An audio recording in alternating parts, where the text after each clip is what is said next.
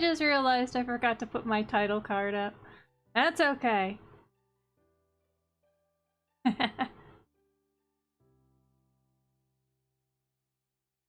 Okay, I just went live, so yes, Lizette, I am. There we go. Okay.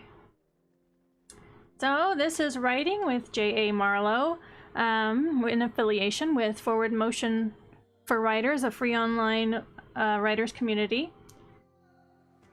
So come on in, get your creativity out. We can do timed writings, 100-word jumps, creativity, motivation, have any kind of writing discussions, publishing industry discussions, creativity while dealing with chronic illnesses, and others. If you have any questions, just let me know in the chat.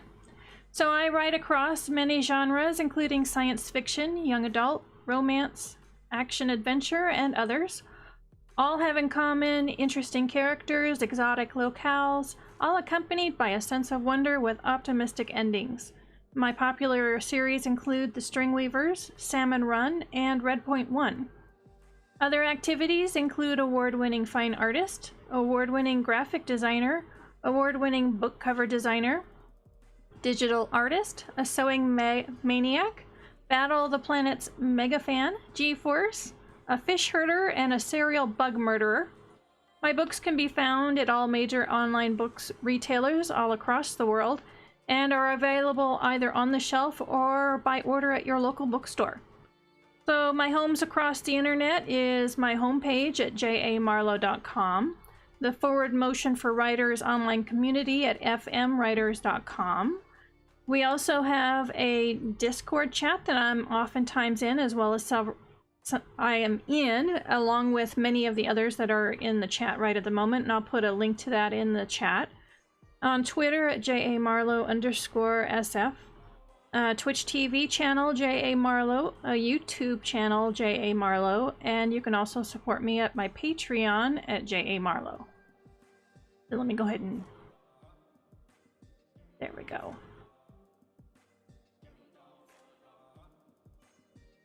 There we go.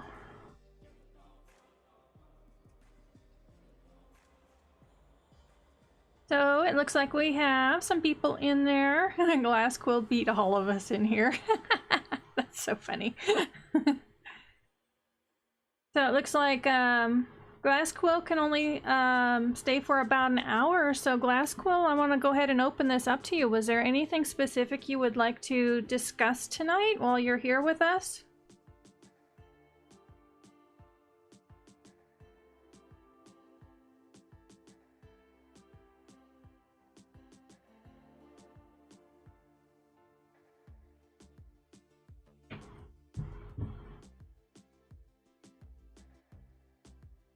Oh, and Ash, I did change how my Scrivener box is showing up. It's a little bigger, but I think I blurred it out to where it's kind of hard to see, to read. Is that how it's showing up on your side?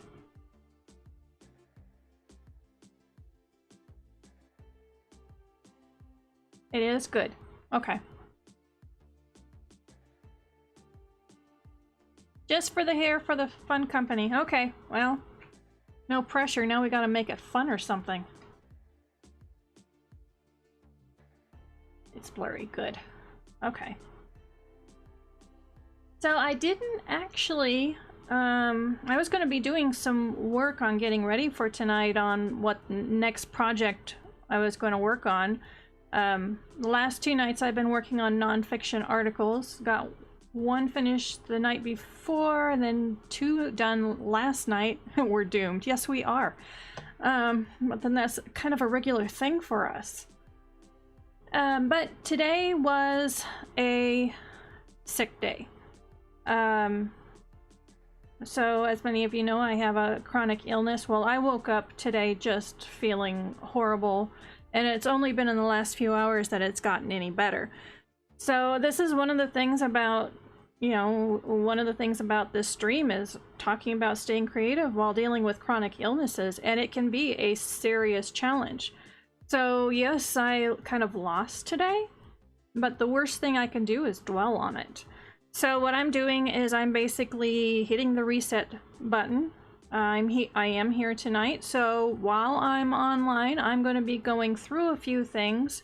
I don't have the headspace for doing something really intensive, so I'm going to be going through my projects and seeing what can be the next project I use when I'm feeling this way. Because unfortunately, or I should say fortunately, the last project I had that I could work on when I'm feeling this way, I've now finished. So I've got to come up with something new. Oh, I don't know your definition of fun. That is a very good point.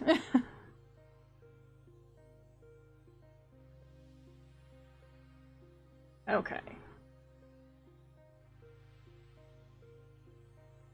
So I've got Scrivener up. This is the file that has all of my nonfiction in. And I really don't think I am up to this because I'd really be having to think really hard and doing research, and I just don't think I'm there yet. Oddly enough, tonight, I think if I had a project that I was putting new words on, I'd be more capable of that than this. So, we are going to bring up my writing folder. Oh, thank you, I appreciate it. I'm not actually in a flare, I just woke up feeling woozy. So, that can be a good or a bad thing. Fortunately, because it's not a flare, I don't have to worry about it lasting for days. Like I said, in the last few hours, I have felt better and a little clearer headed, and I've been making sure I'm staying really hydrated and eating well today. So hopefully this upward trend of feeling better will continue through tomorrow. Oh, Lizette, I am trying to line up ideas for what I want to start on March 1st. Yeah, too many choices. Oh, I know all about that. Okay. Oh, where did my thing go?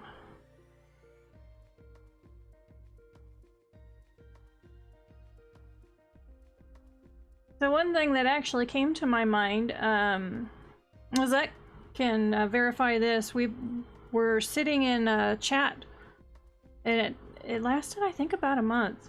And I got a bee in my bonnet, and I decided that I was going to take all of my different stories that had their own little universes where things work differently, and I was going to consolidate them down because there were just too many.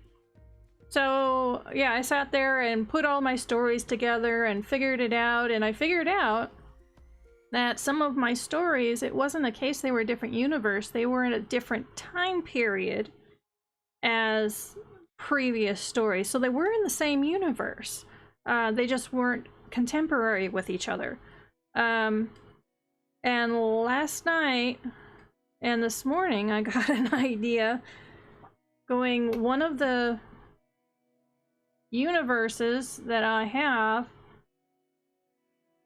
that yes, I had planned some stories in it, and some of those stories I'm now not going to write. I've kind of taken pieces away from them and put them into other stories. And so I only have short stories, as far as I know, out in that. I think maybe in one novelette. And I'm thinking about going back into that when I can, not tonight, but a little later, maybe consolidate that one down into one of the other universes. And I think that would take me down to 3 main universes, if we don't count the Streamweavers.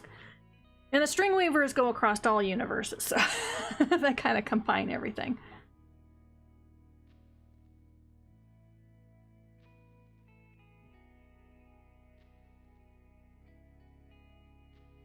Yep, combining story universes. Yeah, I remember, Lizette, after I did that, it kind of got you going, and then we got Ash going to where he consolidated a whole bunch of his. And I think, Ash, you even took a whole bunch where you thought they were all separate planets and they came together where they were just different continents. Yeah.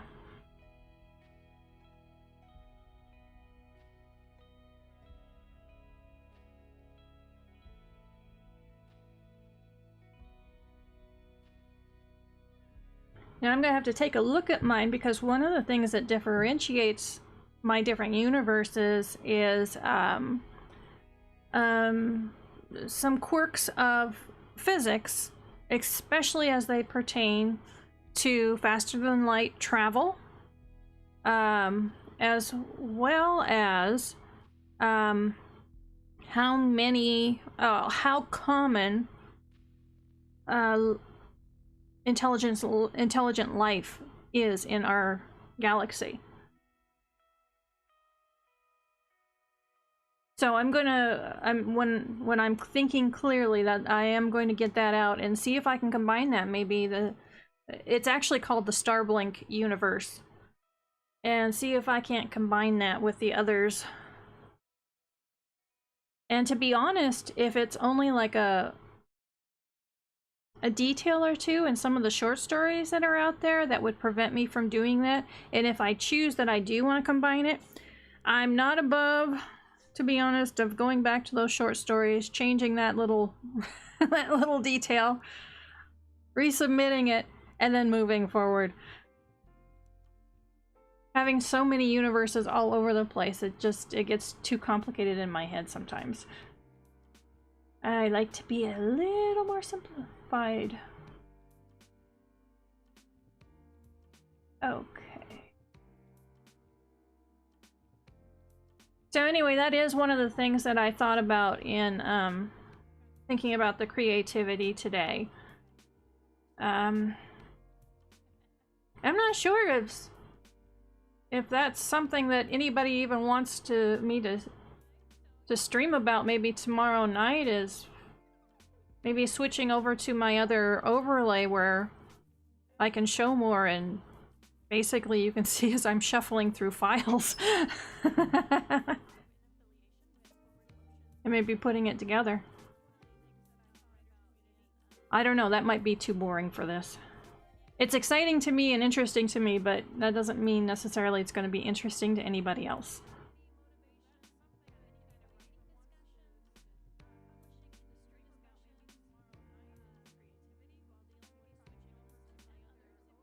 So, okay.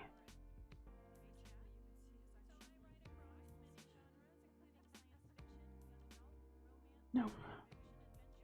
Alright, I'm now back in my writer file. Goodness, how big is this thing anymore?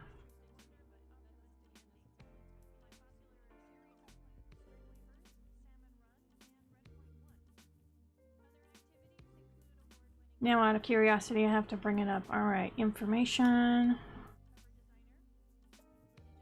Well, this does include cover files,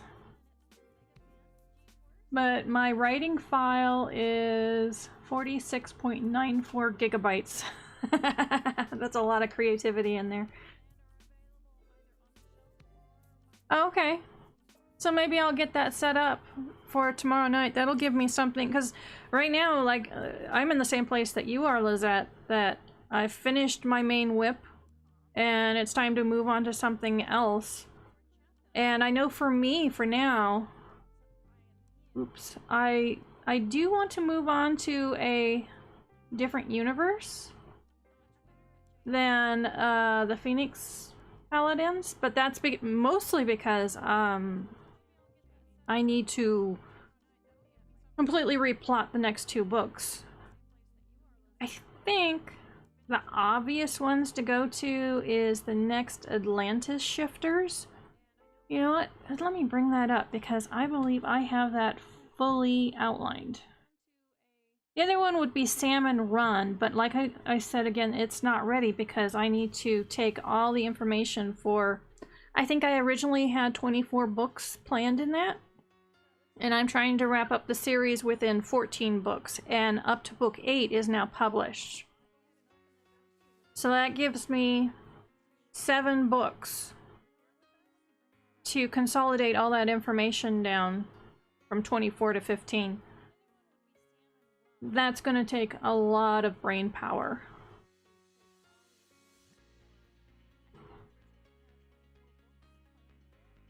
But this is part of the creative process, at least for me. Yeah, it is a good amount. So I'm going to go ahead. I know that I have something else that's almost ready or is ready to write, and I cannot remember what it is. But I know that the Atlantis shifters, if it's not already ready, it's extremely close. So I'm going to go ahead and bring that up right now. There we go.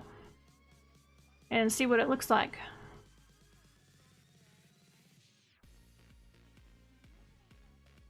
That's okay, Ash.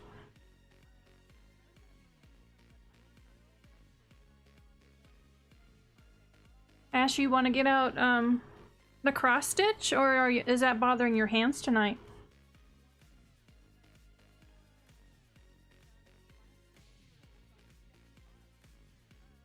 Okay. So let me go ahead and switch so you can see me scrolling around like crazy in it. There we go. Alright, now it's showing me in the dragon shifters. And I don't think that anyone in chat has... I haven't really mentioned this one in the stream. So let me bring up the description of it. And I had the wrong file open. Okay, redo.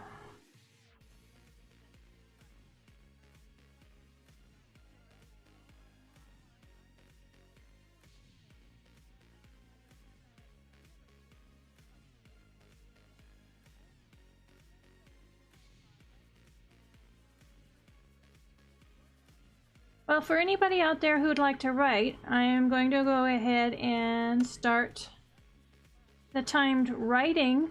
If anyone wants to put what their progress is on any creativity, by all means, put it in the chat so we can all congratulate you. If you do any timed writing or word jumps, go ahead and put the results of those in the chat as well.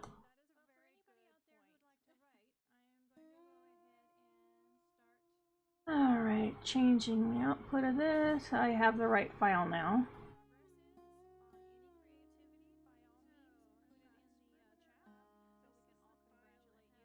Okay.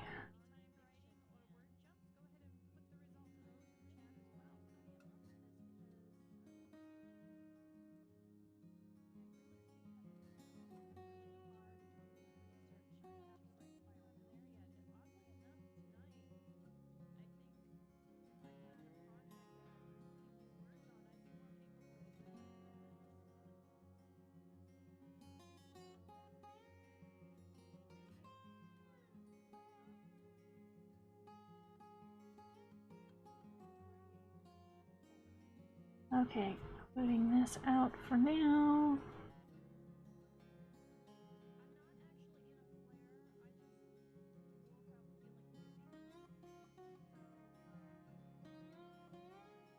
It looks like words, yeah.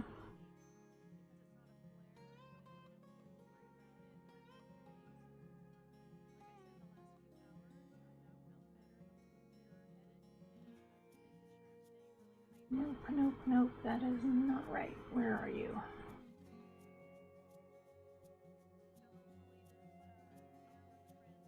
There we go. That's the right one.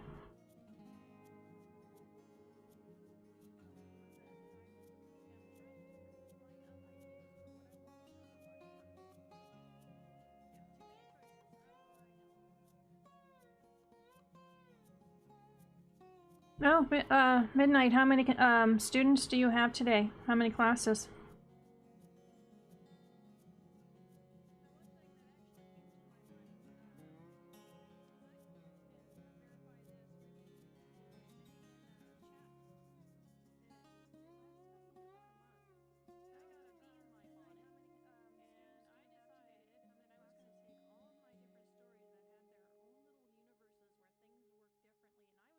No, that's not right. Where is it?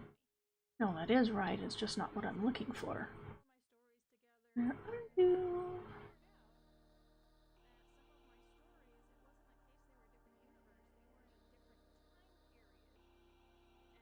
Let's do a search.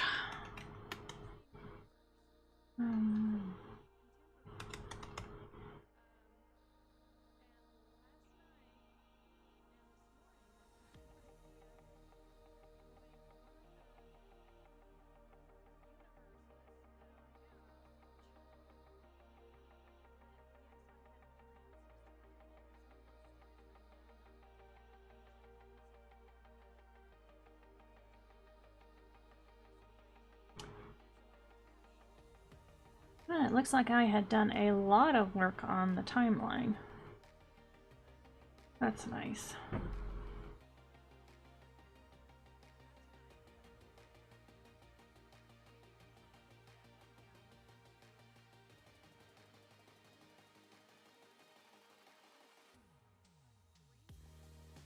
Okay.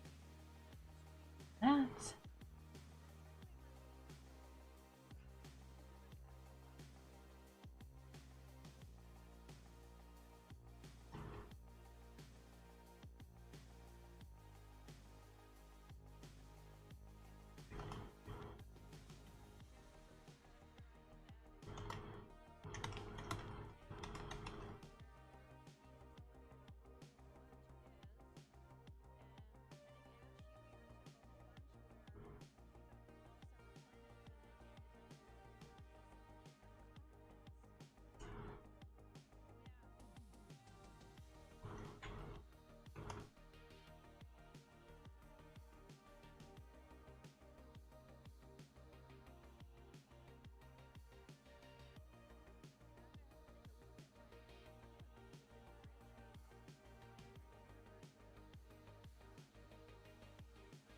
Two confirmed and one is question. Oh, okay. Do you have a whole bunch more harps to tune today?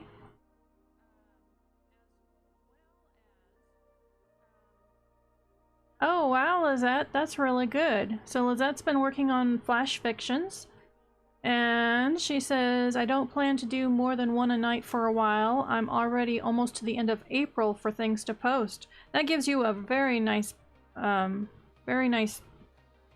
buffer there. Oh, there's Robin. Okay, so I did find it. So the series tagline says the Atlantis Shifter series is a contemporary sweet romance featuring mermaids, mermen, shapeshifters, sea monsters, myths and fables of the past among the oceans of Earth and Atlantis.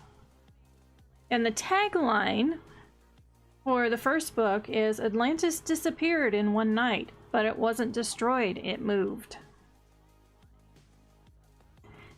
And as all of you know, I don't write magic.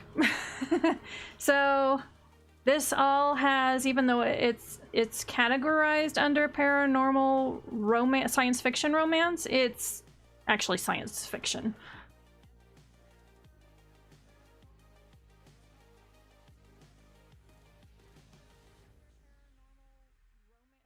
Less harps to tune today. Good. Alright, so I have the first draft of book 1 written. I need to be thinking about revising that. Alright, so we've got book 2 here. Let's see what this outline looks like.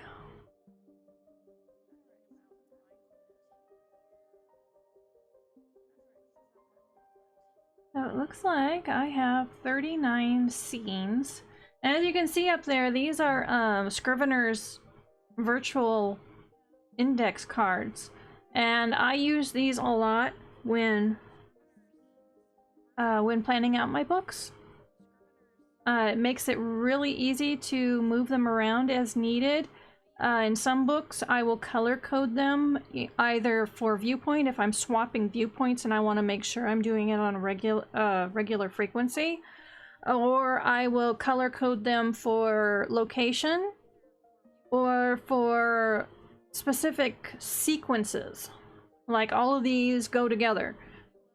It looks like I did. And this is another proof that each time you work on any kind of planning, it can be different for different projects. For instance, on this one, you can see that the index cards are pretty full.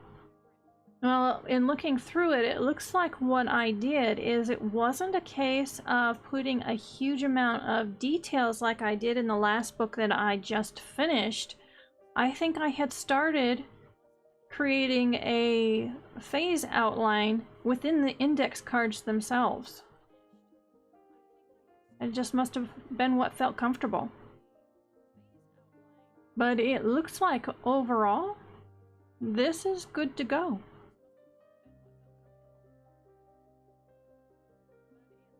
So I'm gonna bring up a calculator because this is 39 scenes.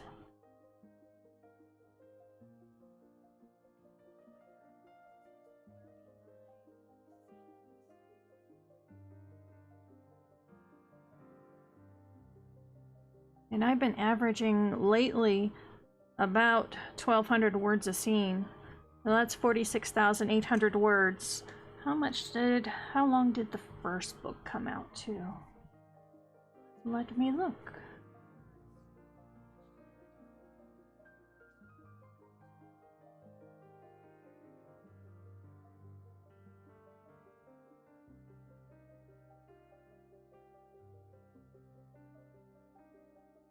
Okay, the first book, first draft, came out to 56,355 words. So I would say with 39 scenes, the second book should come out pretty close to that. Okay. Alright, so that's one option. And on this series, you can see that I have 8, these are the books that I have already planned. That's 8 books planned that create an entire arc among themselves. Actually, I think there might be 2 different story arcs on that one. Nope, there goes the timer. Let's go ahead and reset it. But before I start releasing it, I would really like to have at least the first draft of the first 3 books done. So I have book 1 written. So I need 2 more written before I feel comfortable releasing the first one.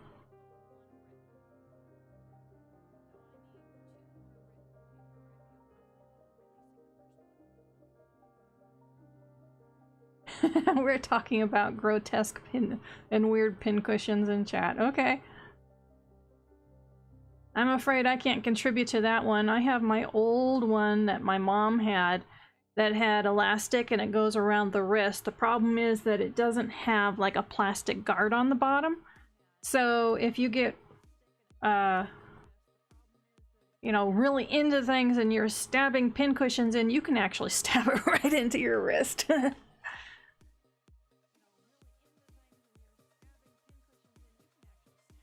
Oh, poor Robin.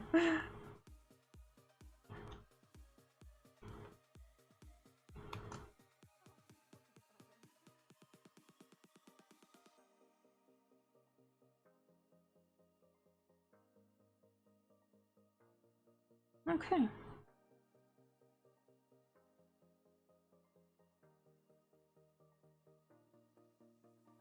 Do I have a description of this one? Oh, it looks like I did write a description. Now I have to go look at book 3. Did I do anything on book 3? I have not written a book description yet.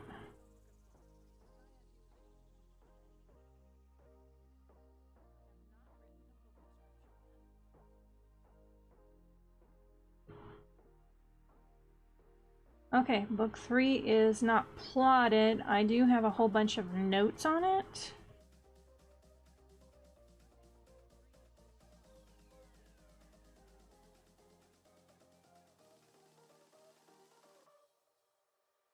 Oh, it looks like I even have a semi-phase outline on that.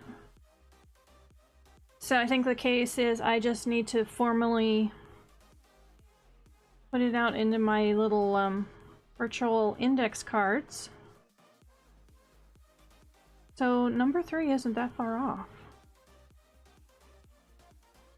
Sewing is dangerous. Yes, it is. It can draw blood. I'm living proof of that.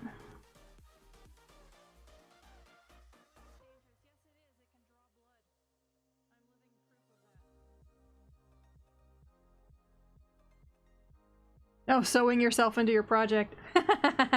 I've done that too. Done some handwork and I had it on my lap and sewed it right into my pants.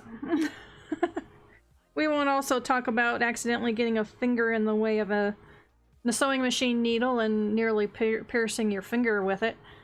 That was not fun. Okay, so that's one option that I have going into March for a new writing project. That's going to be book 2. So the first book was named Tsunami Found. The second one would be Perfect Harbor.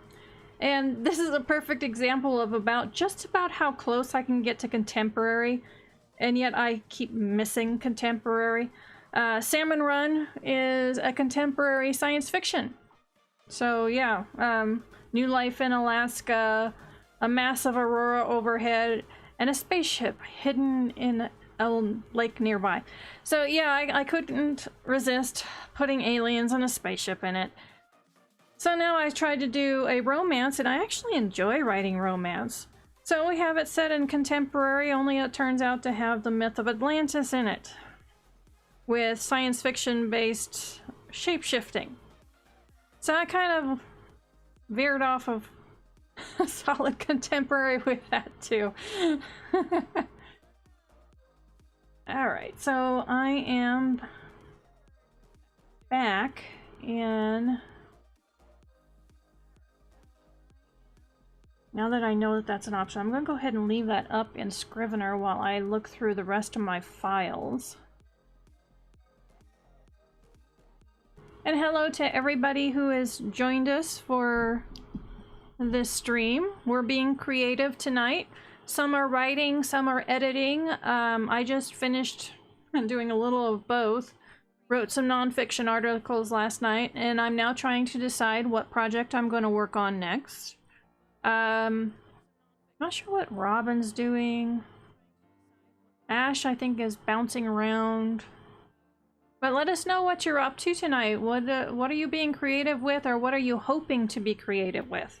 And if anybody's writing and you come up with a really good 1 or 2 sentence line, go ahead and post it in the chat window, and I'll see about putting it up on the main screen.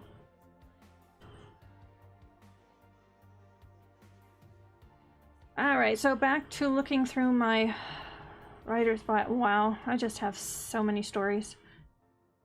And I'm very proud of how many I've actually finished.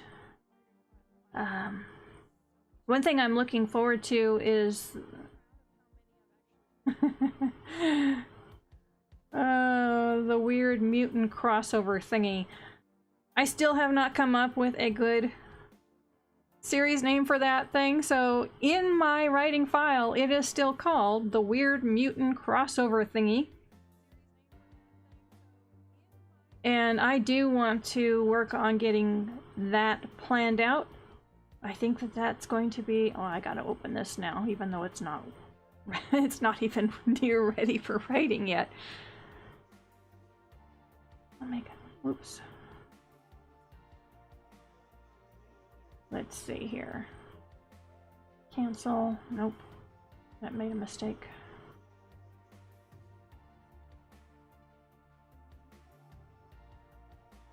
October 31st. Here we go.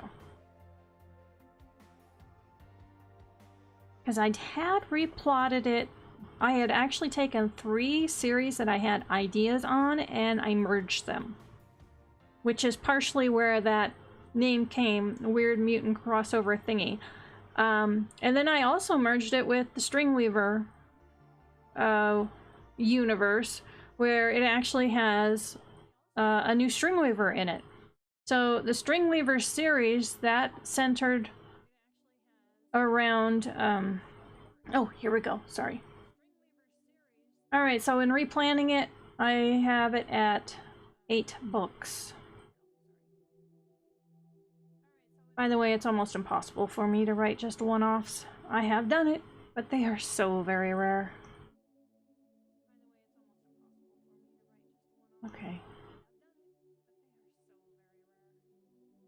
Yeah, I definitely want to get back to, I would really like to see this plotted out and start writing on it. It's one of those little things that just keeps nibbling at my writing brain. But no, it's not ready. And that's what I need to look at right now.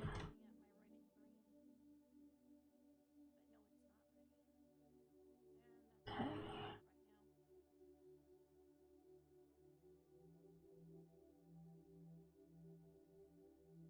Close that up.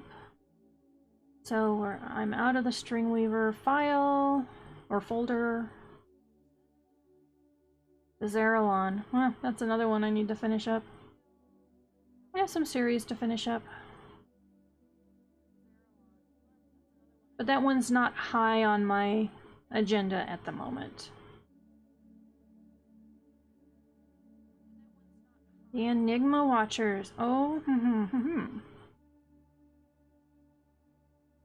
Now that's a possibility.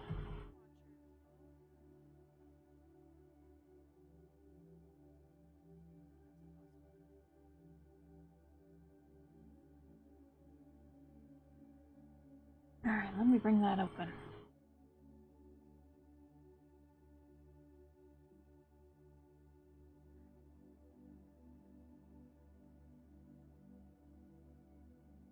Oh, yes. You definitely need to select a story for your test run. Because we are definitely going to continue pestering you until you do that. Just letting you know.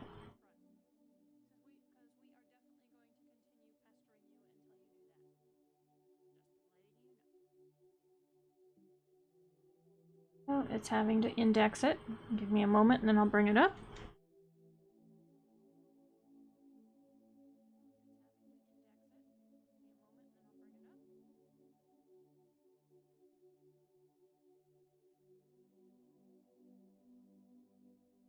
Here we go.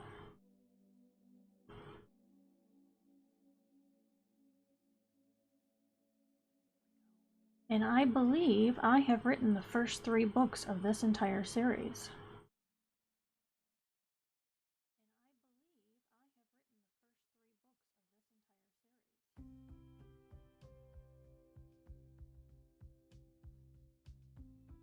Oh, I didn't know I had written a series description on that. Okay, let me read this out loud. It might be torturous, but at least there was something to start with. So the Enigma Watchers: Atlantis, Mu, Lemuria, Lost Cities and Treasures, Roswell, Powerful Artifacts of Ancient Technology, the Philadelphia Experiment, World War III. In an Earth of merged parallel universes, all of these and more may exist. Blake Kincaid teams up with other extraordinary people to protect the innocent from those who would misuse the powers and riches found in this new world. Actually, that's not too bad.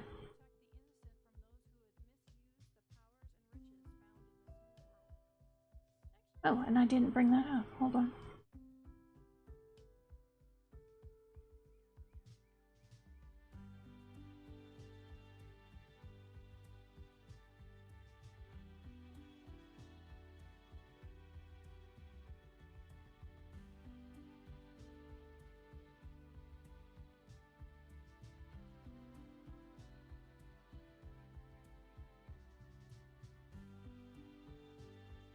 It's always so much fun when you go through your own writing and you discover things you had forgotten were there.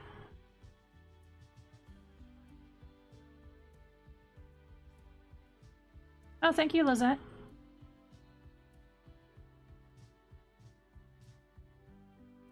No watchers. Oh, there goes the timer. Go ahead and reset that for anybody out there who might be writing. Hopefully somebody out there is actively writing.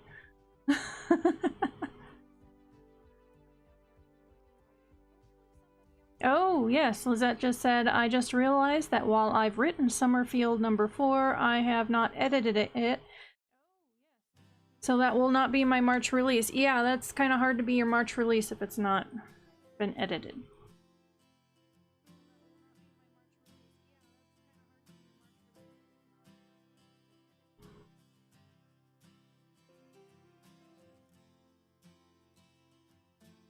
Okay, so I started this series with the Reality Cascade.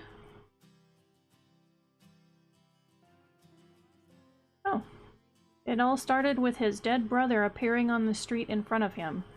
Needing to lose money to offset taxes, aging Blake Kincaid sinks a diamond exploratory shaft into a suspected Montana kimberlite formation.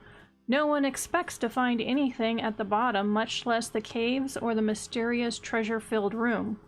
Before anyone can fathom what this means, history begins to change around them.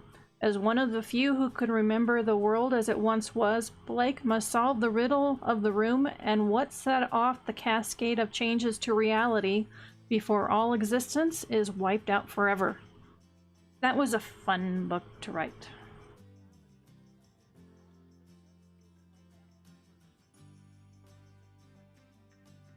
Let's go here. What did that book come out to? Oh, Ash. Ooh, was that about the...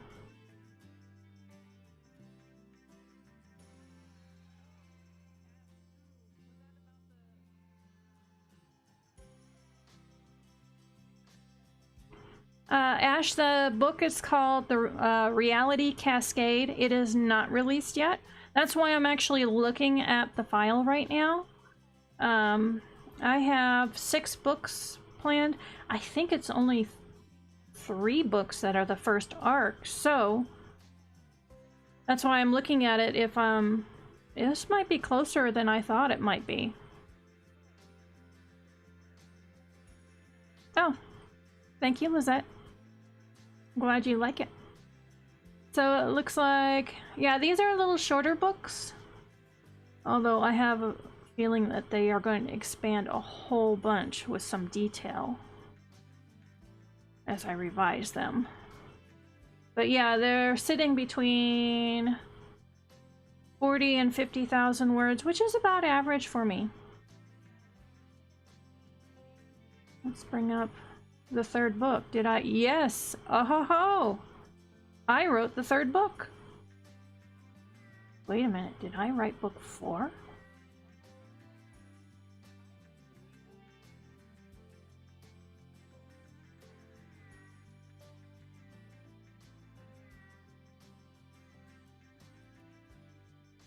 I wrote book 4. Wow. I did not remember that. I wrote a book I forgot I wrote.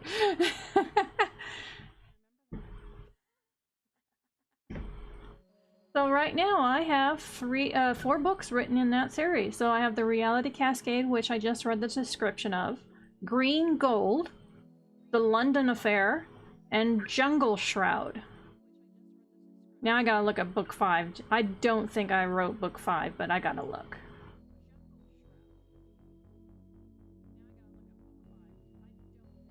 I did not write book 5. Okay.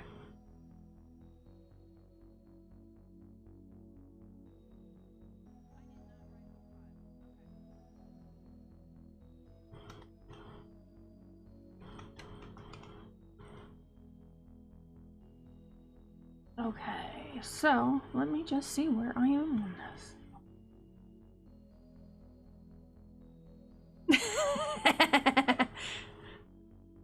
Well, is that you've forgotten too, so don't tell me that I can't forget a book I wrote. It happens. It definitely happens.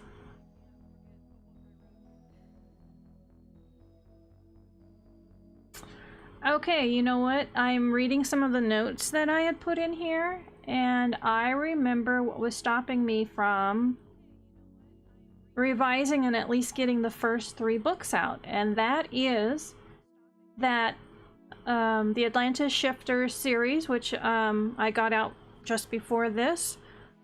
What happens in those books? There's actually a story arc that goes over several of those books. Each book is a romance and it focuses on a couple, but across all of them there's this big situation happening. And how that ends, I think, in book 4 of the Atlantis Shifters, then causes the reality cascade, which starts this series. And I needed to make sure that the way that that catastrophe is triggered, that I knew all the details. So that when I revised these books and then released them, because I actually even have covers already made for the first 3 books, that I won't get pinned down in a block on the Atlantis Shifter. So, oh, Midnight Inkblot is heading out.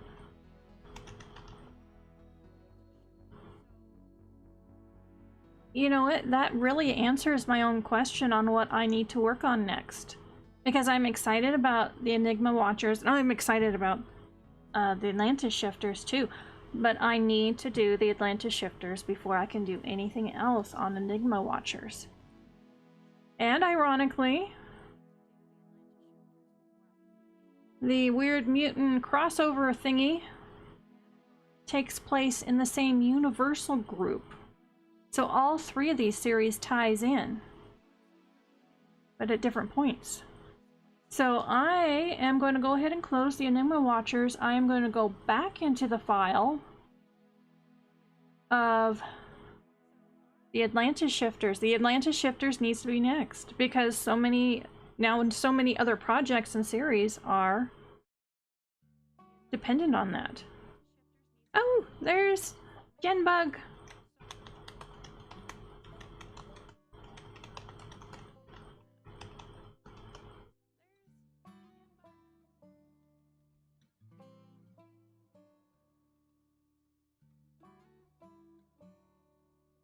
Well, at least now, tonight, and just sorting through this and kind of talking my way through it, hopefully I haven't been driving all of you nuts.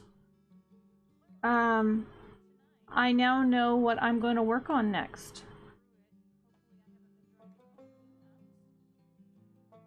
So it's going to be the next Atlantis Shifters book.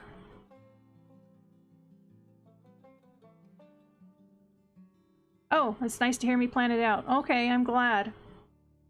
You can kind of hear how I make decisions and how my brain works on this.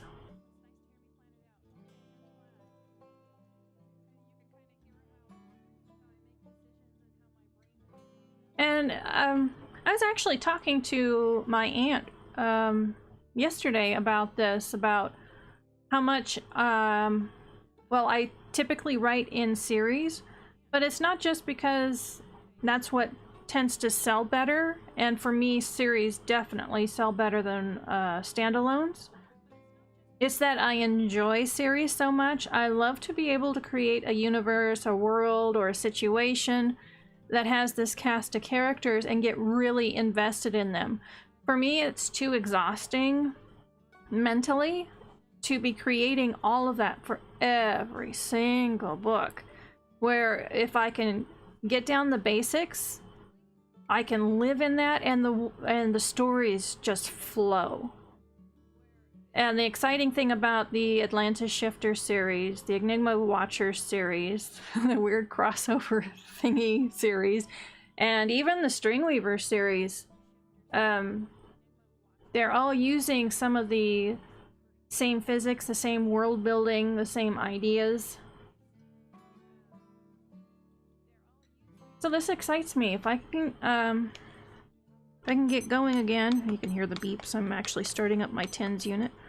Then I could have a whole new set of series out there for the readers, and something that I can be really invested in and be excited about. And that's actually really important for me right now. As I mentioned, I talked about a little while last night, I'm going to be finishing up the Salmon Run series, which is my longest running published series. And I want to make sure that I roll right into something else. Okay, there goes the timer. I'm going to go ahead and set it up again. So, Genbug, just to let you know, we talk about pretty much anything writing related in here. Get your creativity out. If you're writing or revising and you come across a really good line, go ahead and post it in chat and I'll put it up under the favorite guest line area on the main screen. And as I'm talking, if it brings up an idea of how you like to work with something that you think might be helpful to others, by all means post it.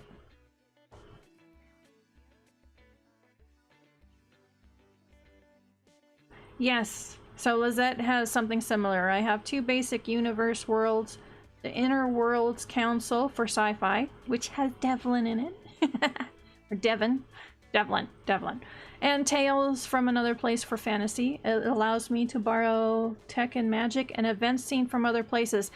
You know, that's a good point, because that is really fun, is it if you have a big event happening, you can have someone right smack in the middle of it. Maybe that's part of a big story, but for another story or maybe a part of another series, you can observe that exact same event from somebody else's point of view who's in a different circumstance. You're welcome.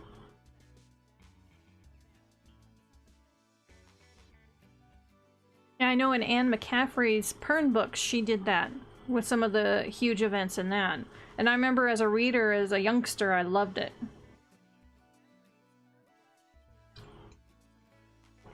Oh, we got Ash looking at one of his outlines.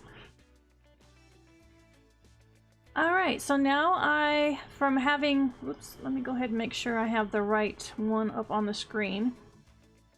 So after looking through so many of my files, I have now decided what my next writing project for new words will be. Let's go ahead and change this over to Atlantis shifters. There we go. And actually, Moosey will be happy to hear that I'm working on this, because I know that she really loves the description of the very first book. And she wants to be a beta reader for it. So if she likes it, let's see about writing a second one so that she can have that one too. So I'm gonna look at the description of the first book and the second book. Okay, I can see that they need a little bit of work, but they're not too bad. Okay, does anybody want me to read these out loud, or does it really not matter to anybody?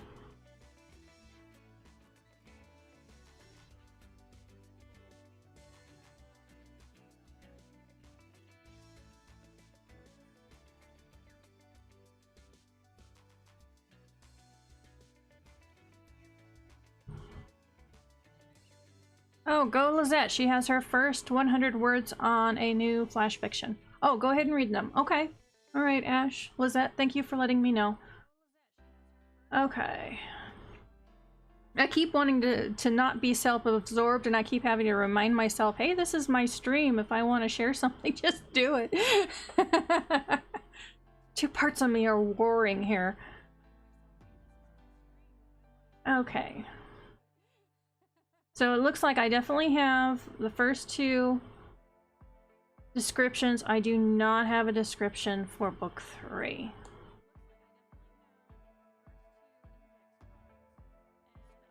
Okay, hold on a second. I need to adjust something on my side quick before I read it.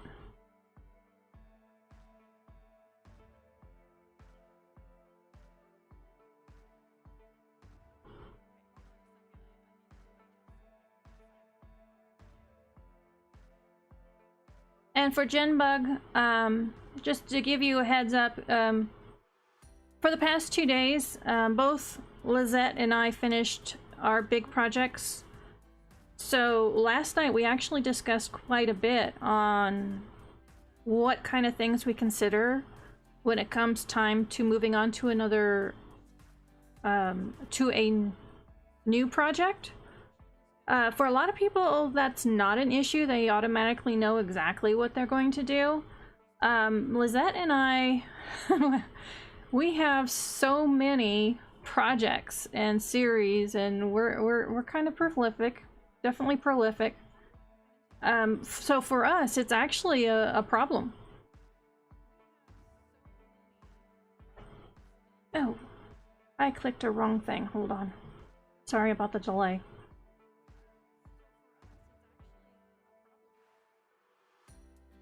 So if you have any questions about that, you have any observations with your own writing, by all means, let us know.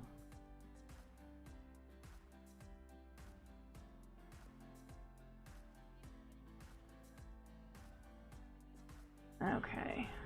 Well, that is just not wanting to cooperate with me. Alright, so let me get back to my thing here. So for the very first book of Atlantis Shifters, the first book is called Tsunami Found. Now, I'm from Alaska. Oh, Jenbug, I heard that you were in Alaska for a while. I'm born and raised Alaskan. So one of the things that we always had an issue with for any coastal community was we had the tsunami warnings. And that's always been big in my mind because the first Wednesday of every month in the town that I was in, they would test the siren.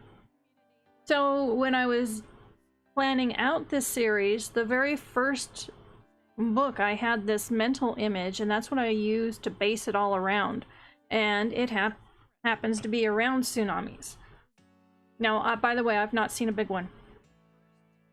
Oh, I was down in the Kenai-Nikiski area, south of Anchorage on the Kenai Peninsula. So, here's the description. His face haunts her nightmares, and later her impassioned dreams. Now he exists in reality, offering to buy exotic DNA samples that only Dr. Maya Jenner possesses. No way could he be the impossible creature her nightmares say rescued her from certain drowning. However, when the precious DNA goes missing, she knows exactly who did it. She will get it back, no matter how irresistibly attractive she finds him. Dr. Caspian Patino finds himself compelled to save the woman trapped in a sinking vehicle, even though he knows he should not. He should never see her again, but she found something he needs. He finds her pull on him as powerful as before. He needs to stay away. Children of Earth and the world of Atlantis do not mingle except when absolutely necessary. Only she followed him through the portal. Now she must face the king of Atlantis. Now they are in constant contact with each other. Now they cannot escape the pull towards each other that grows with every passing moment. Now the world of Atlantis faces the same danger Mia barely survived.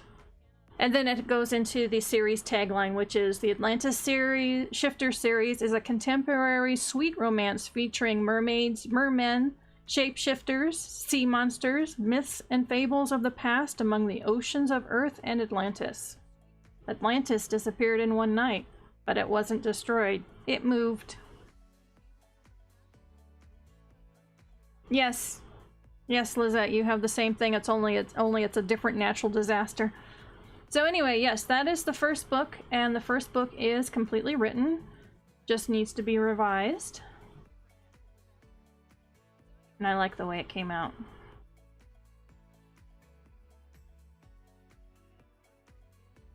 Didn't I say 59? 56,000 words.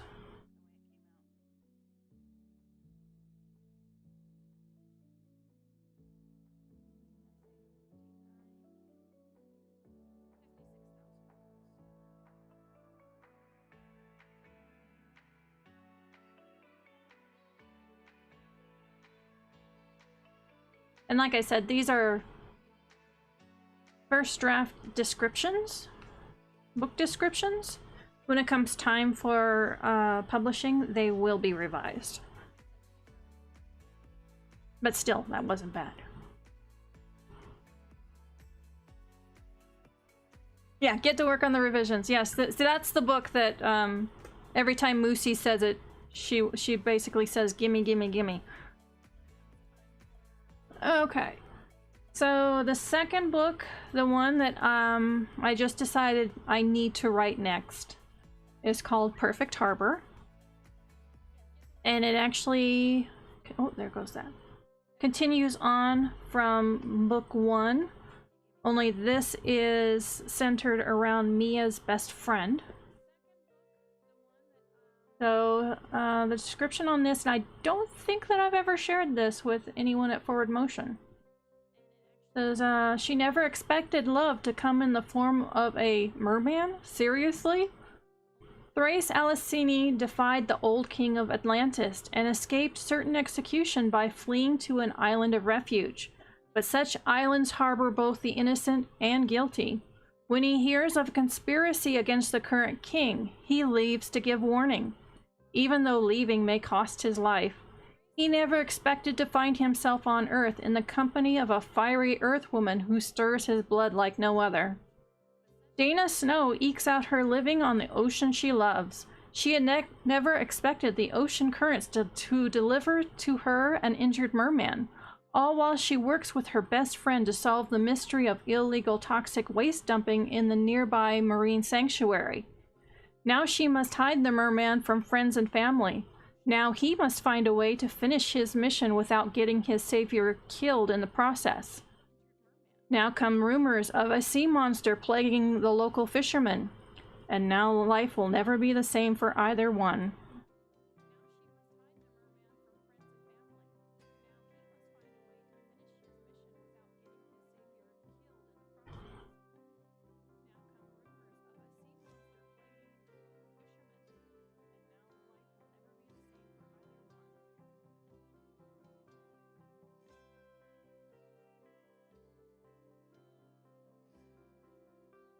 Okay.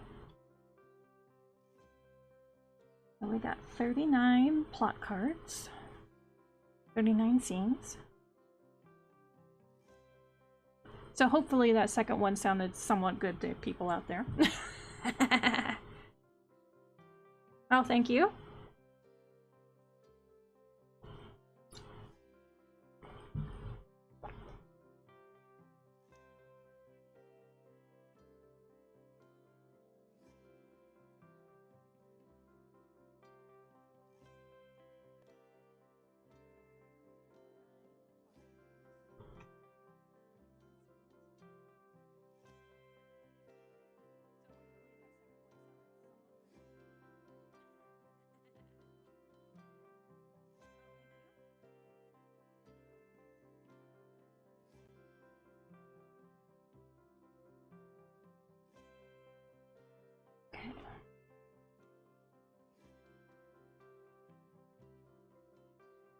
Oh, my internet's decided to fuzzle on me.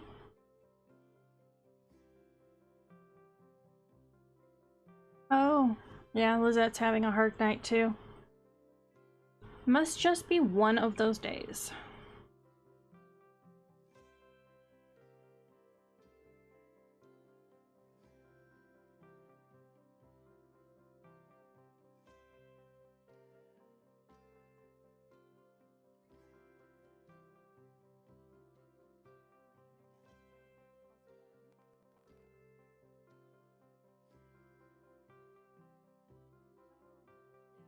And looking through this just reminded me, like I said in my intro, I'm a digital artist, award-winning fine artist, and award-winning book cover designer. And one of the perks that I've had is being able to design my own book covers, along with, you know, designing other people's. And instead of this book series, forget about finding art out there to manipulate or you know, collage or merge with anything.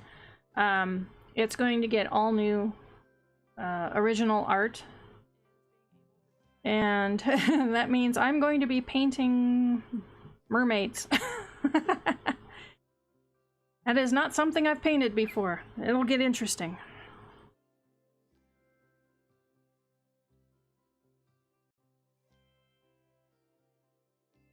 Okay, so you're having an issue too. Let me go ahead and close out one of my things here, see if that makes any difference.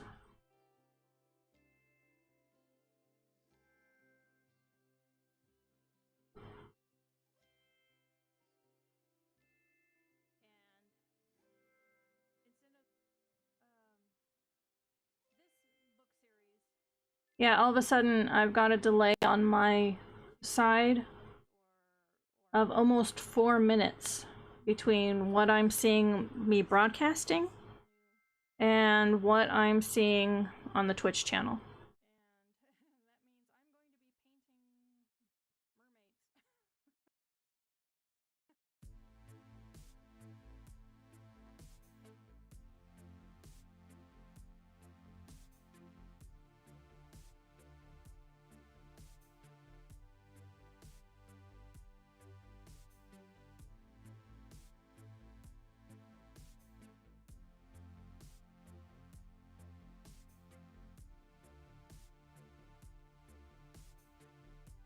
Okay, I'm reloading a page quick. And then I thought I'd go into something that,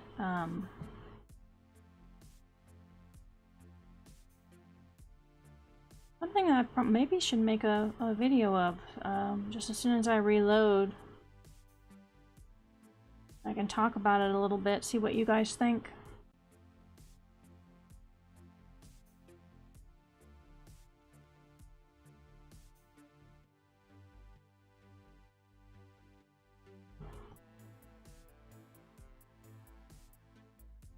Okay, it's almost there.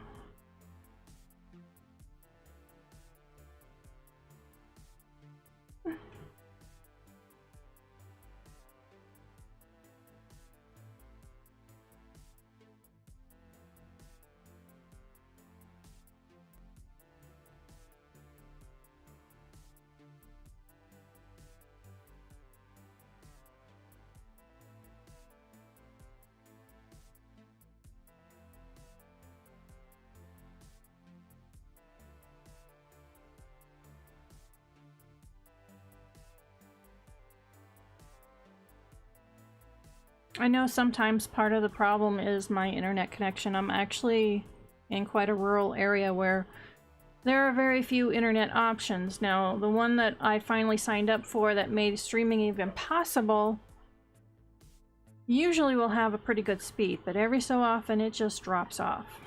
And I think it just dropped off. Which is such an annoyance. I wish I had more options than I do. Until they get the Starlink going, and maybe the price comes a little down, that might be another option. But even that, for getting online, on the wait list for my area, I did check, and it's not until like late this year or early 2022.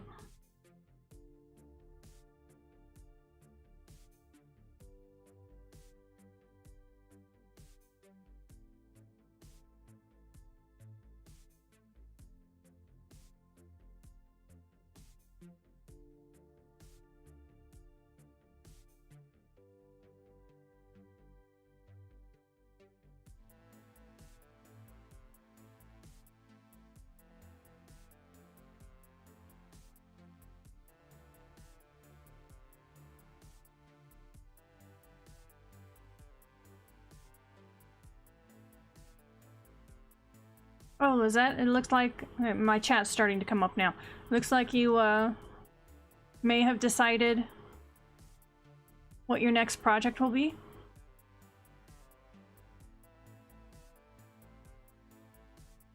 Oh, thank you, Ash. It sounds like then I have a good volume where it's not too loud, but you can still hear it if you need to.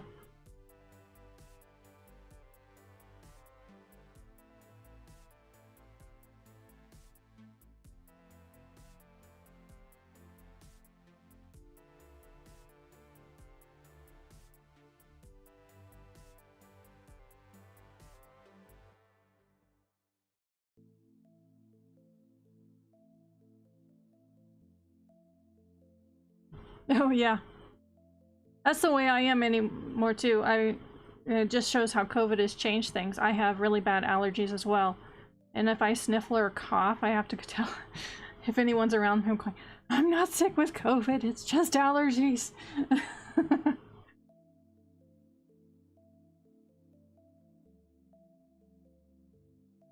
Okay, so I'm back in the project. Oops, and there goes the timer. Let me go ahead and reset that. So it's actually been a little bit since I wrote the last book in this, and part of what I'll be doing over the next couple days is making sure where I'm at.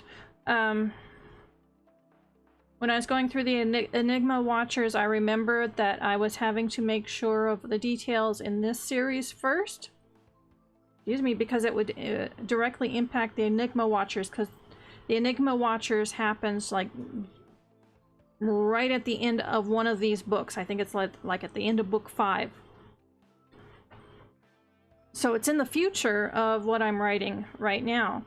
So what I'm going to do the next few days is I am going to be looking through a timeline. So let me bring it up. So this is the timeline, even though you can't read it, of when the big events of these two worlds have happened, along with the placement of each of the books.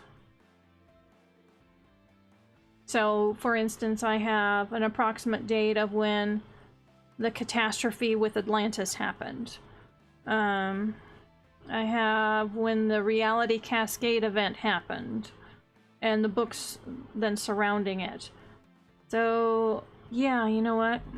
This is where I left off now that I was saying this out loud.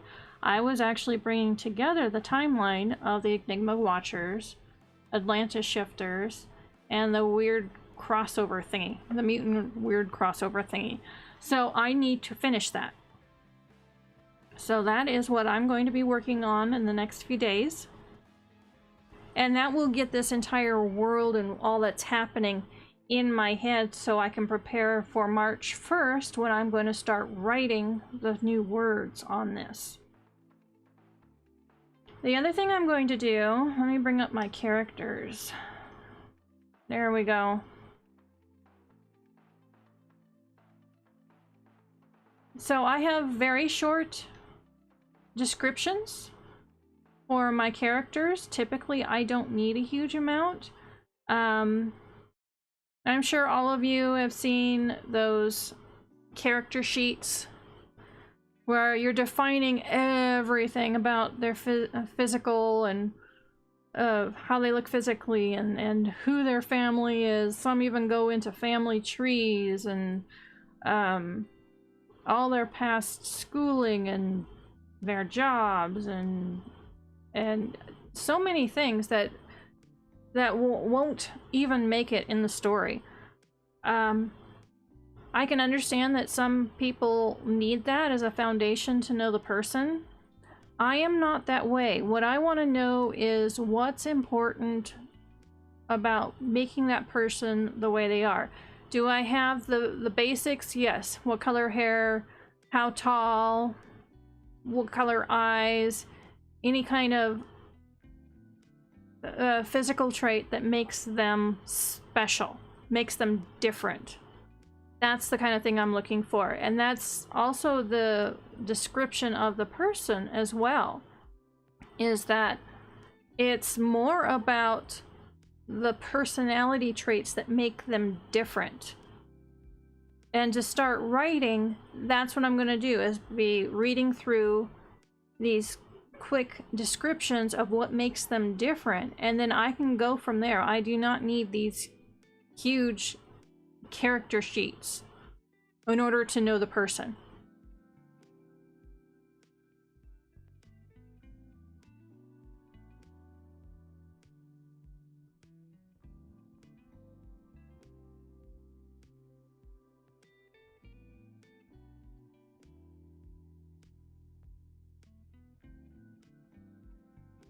So that's something we can I can put out as a question for chat.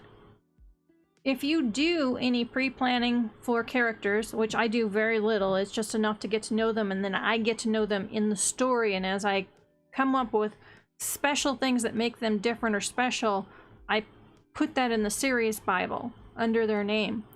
How do the rest of you do it?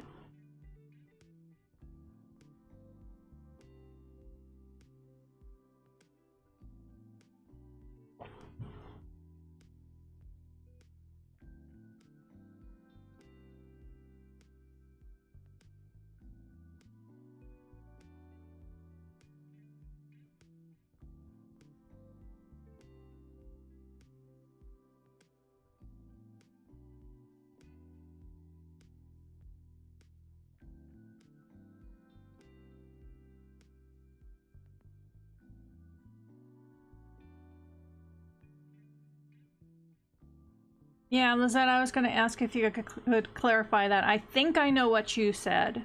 You meant.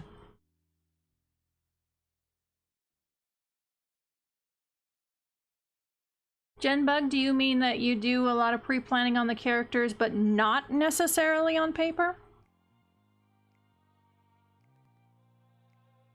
Yes, okay, Lizette, that's what I thought you meant, that you add more as you write rather than planning it out before. I'm very much the same. Yep, looks like Ash is the same way. You do a basic minimum, the obvious things you know going into it, and then it's clarified and added to as you write.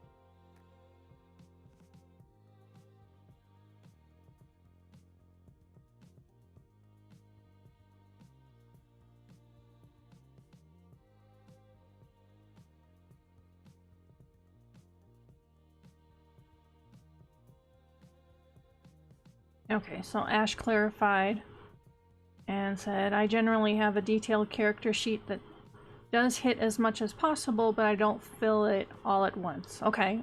Genbug goes, I know everything about them, so I know exactly how they would act and why. So it sounds like we have kind of the gamut of that, of the extremes here. I almost fell out of my chair.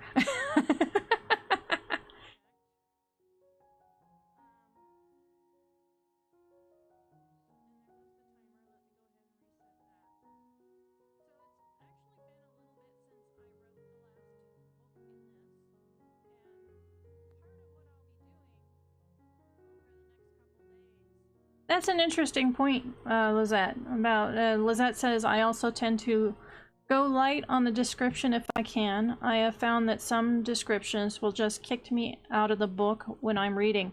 I've had that as well. Another thing is that with some books, I reread them and I like kind of put myself into the main character, and if an author is obsessive about describing what they look like, all of a sudden I can't do that because it'll be so different than me. So I try to, in my own writing, I describe them as needed or when it's important or someone's making an observation, but I don't harp on it. Yep, exactly, Ash. Sprinkle the descriptions in as you go, unless someone's appearance has some importance. Yes, I agree. That's what I do. Now, for some writers, having the detailed description is important to them, and that's okay. but that's not something I tend to do.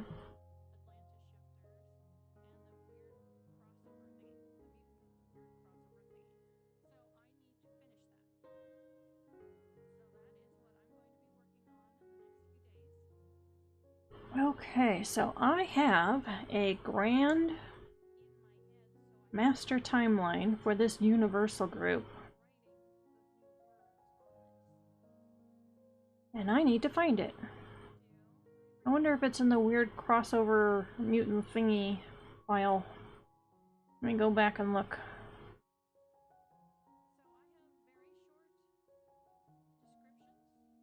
Oh, there goes the timer.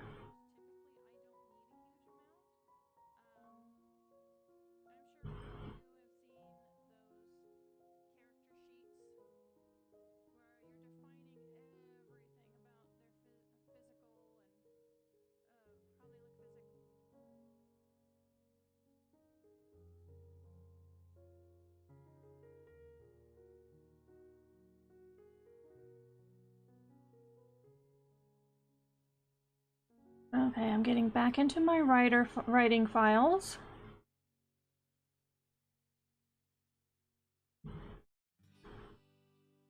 Because in order to get ready to write this next book, I need to have this timeline finalized of what has happened in the past, definitely. But I need, like, I need the 5 books of this series placed among the big events. Because it's not just this series that relies on it, it's 2 other series. And to be honest, there might be more, because this is turning into...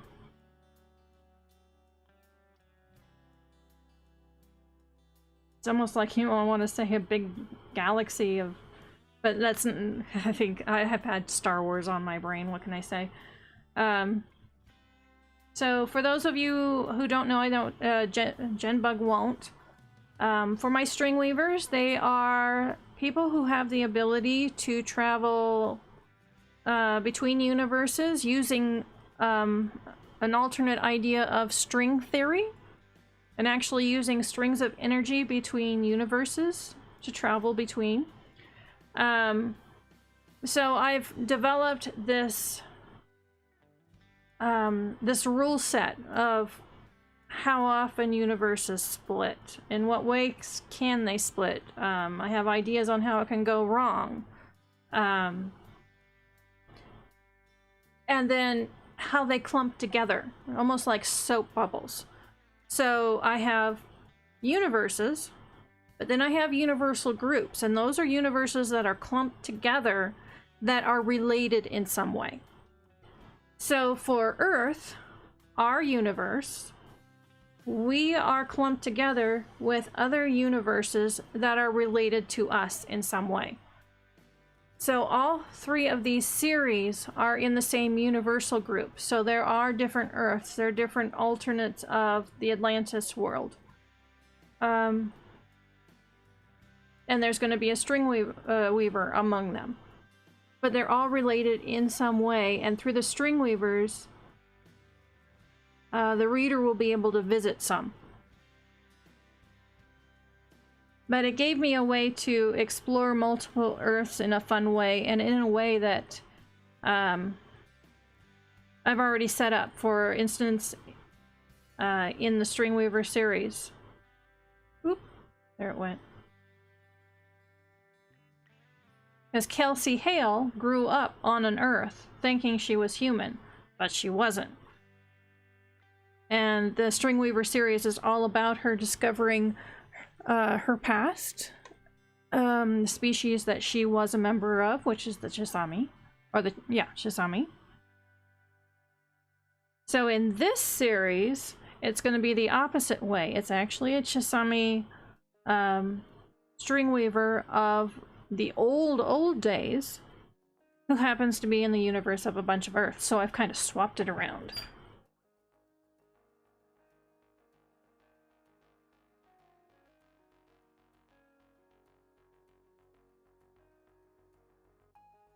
Oh, it looks like we're having some good discussion in the chat. Let me read through this real quick. I had my eyes closed as I was talking.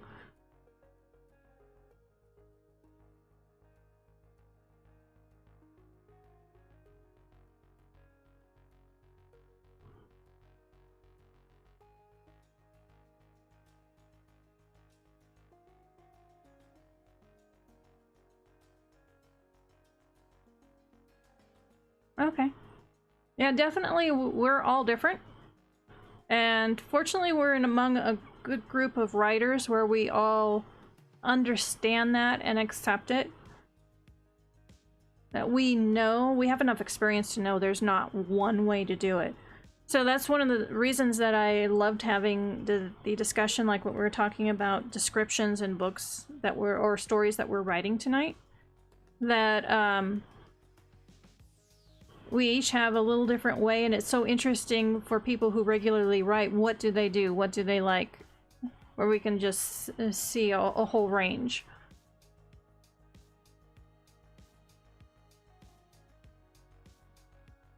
Oh, okay, so how far are you going into the sci-fi element of string weaving? It's definitely going to be there. I should clarify one thing. M theory / string theory is what inspired the string weavers as a group, and the general technology that they use. I do not go into like, oh, this is the calculations and such of how they work. I mention the tools that they use. I mention how they use them. The problems they can have with them, things that they do to maintain, even some of the ethics and moral codes that they go by. And that will definitely be in these future books that I'm writing, and it was definitely within the Stringweaver series, which, by the way, Genbug, is out there. There are 7 books in the series, and they are all published.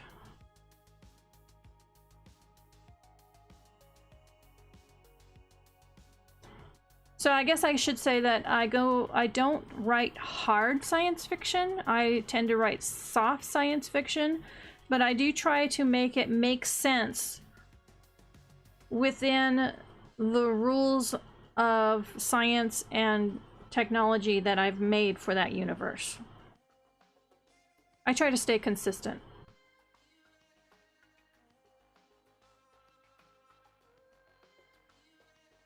Now you can think of each universe as a self-contained bubble. The other Earths would be in their own bubble. They can pass through them like they're in different energy frequencies. They don't react with each other unless you're someone like Kelsey. And you wouldn't even know when they pass through you.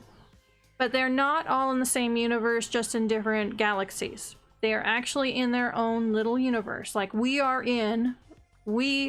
us right now are in a universe. And a parallel universe would be another Earth. I do my own research.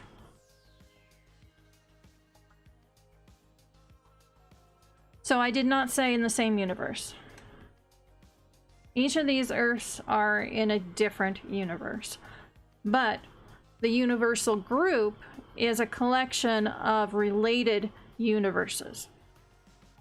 Maybe that's where the mix-up was.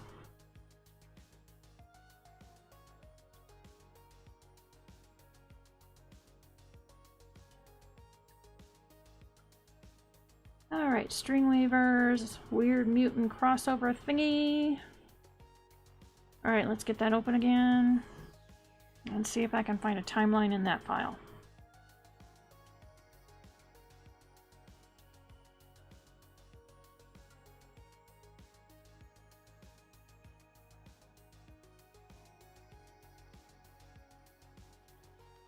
Oh, thank you.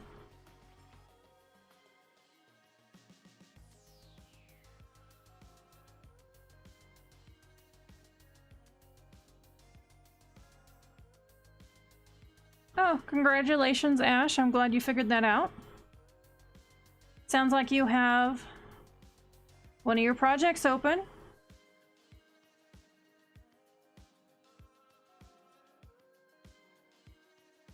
Alright. Timeline, timeline. Where's the timeline?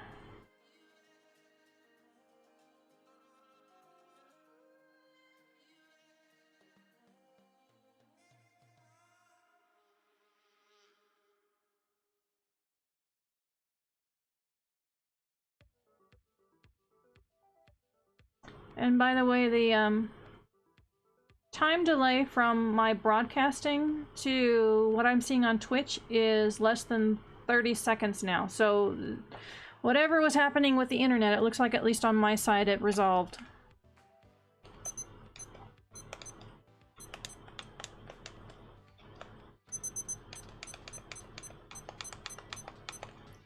Beep, beep, beep, beep, beep. Okay. There goes the timer. I'll go ahead and reset that for anybody who wants to do timed writing.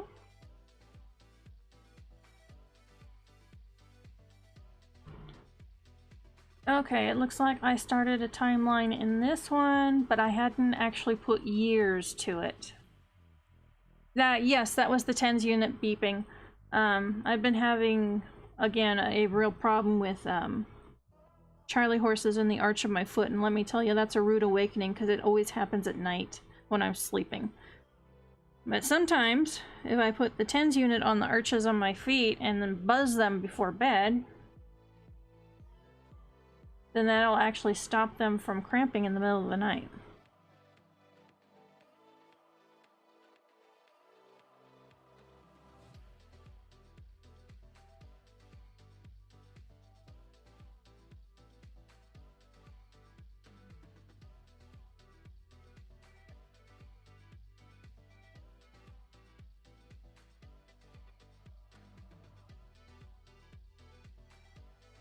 Oh, yes. Aren't they wonderful to wake up to in the middle of the night, in your excruciating pain?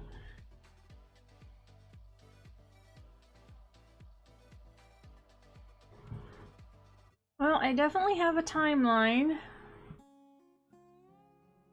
Oops, I did not mean to close that. Oh. I have a timeline for the weird mutant crossover thingy, but it is not a master timeline. I thought for sure I had started on a master timeline.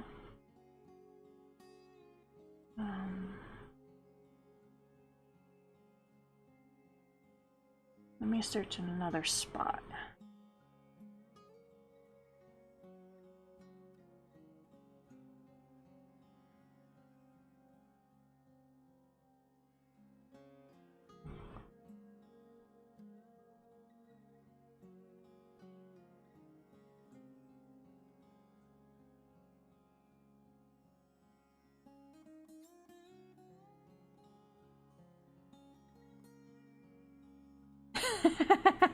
I noticed that, and it caught it for a really stupid reason. Okay, I did approve it. Hopefully it'll pop up here soon. Oh, there it goes. Apparently someone in another chat room has flagged cream pie as a sexual reference. And that's why it asked me to moderate it. Who knew? Yeah, it did. It flagged those two words together specifically.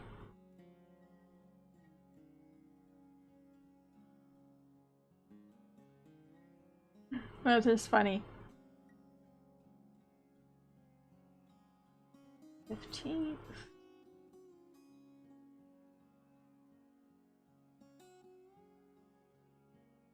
Alright, bringing up a Stringweaver's timeline, see if by chance that one has it in it.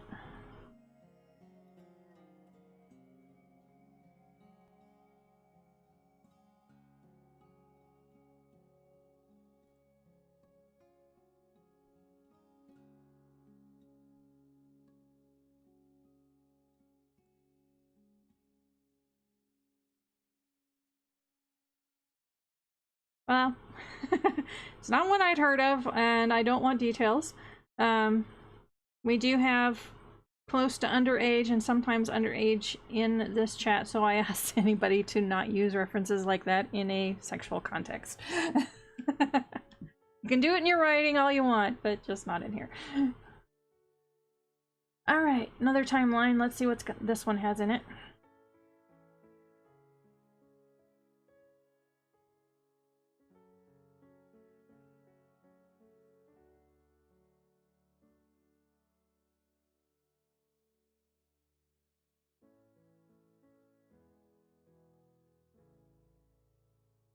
Waiting for my computer to catch up with me.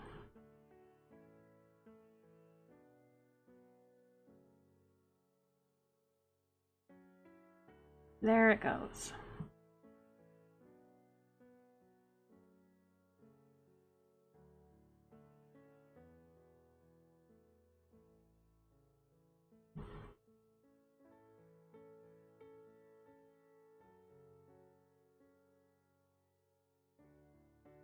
Thank you. Yeah, Lizette, you missed something, but not important. Move on, move on. Nothing to see here.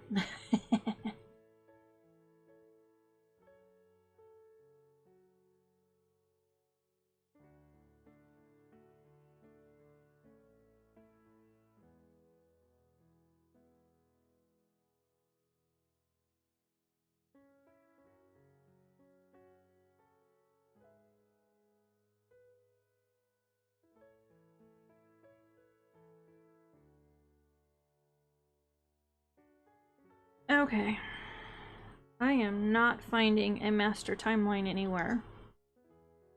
So this may be something where I thought about it, I contemplated it, but it never actually happened.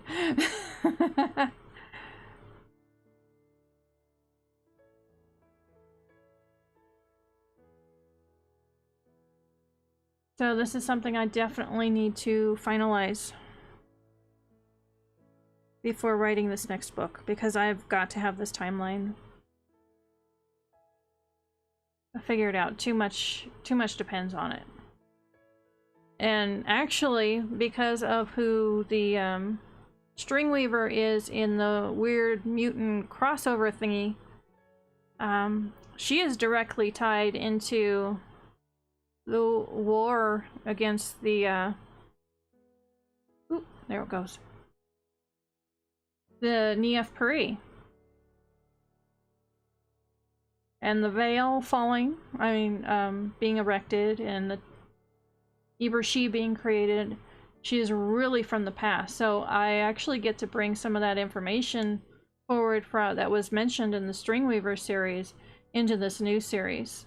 So I actually have to bring information from the series that is now finished and published and make sure it's placed properly in this one as well, because it's all connected.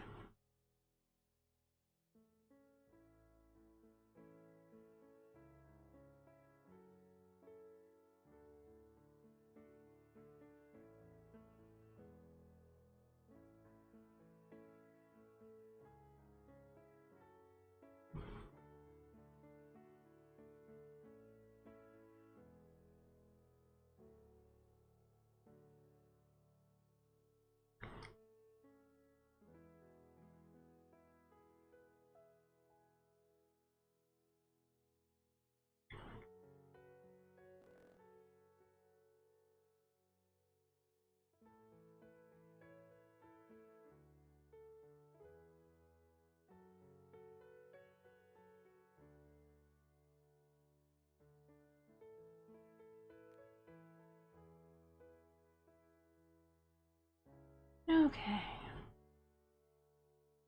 Well, instead of figuring out which file I want to have the master timeline in, I'm going to go ahead and put it in the Atlantis file, because that is what I'm working on at the moment, and all the other series hinges on that, so that's where it's got to start.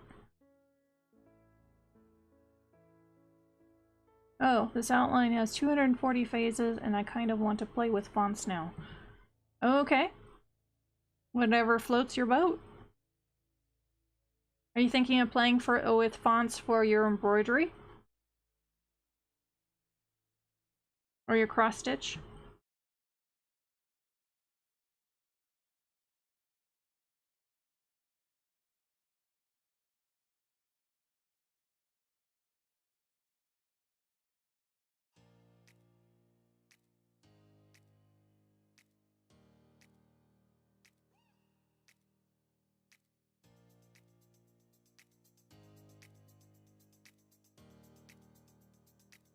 I shouldn't have said anything about my internet suddenly being fast again because it just slowed to a crawl. This drives me nuts.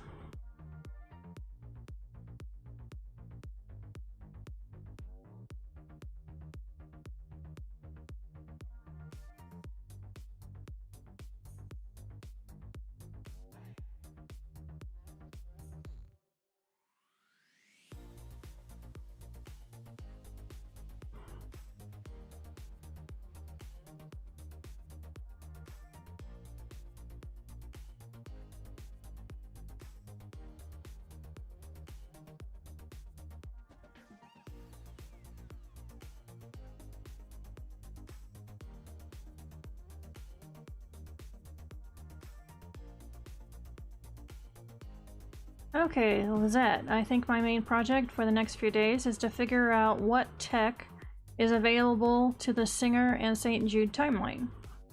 Some air cars, but not many because of their situation. Settlement on Mars, but it is long before the Inner Worlds Council settles there. In fact, I'm not sure if there are colonies on other worlds yet either. Gee, do you need to be working on your own timeline for your universe too? Oh, there goes the timer. Let's go ahead and set it for another 10 minutes.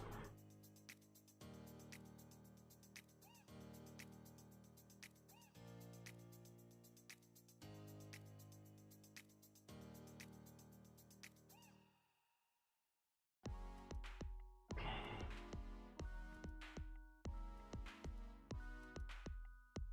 Alright, I'm gonna copy and paste over Stringweaver outline, timelines, not outline, the timeline. And I'm gonna put years to that later. I'm just gonna bring it over for the moment.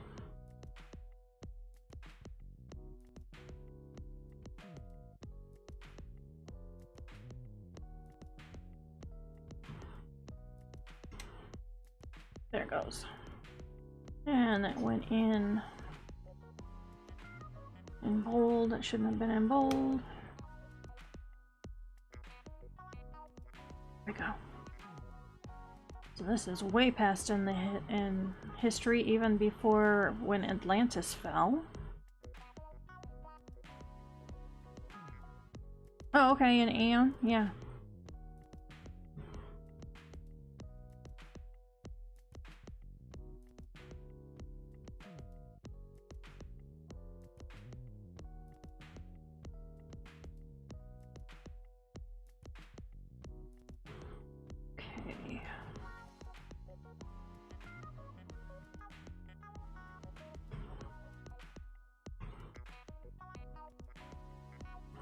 Go ahead and put the rest of the timeline from the Stringweavers in here.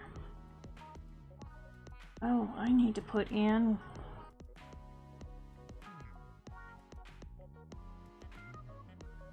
when I can figure out dates later, but I definitely need to put in when access to Janos was reestablished at the... Oh, I shouldn't say that. That's a spoiler if Jen Bug decides to go read the series. Never mind, you didn't hear anything.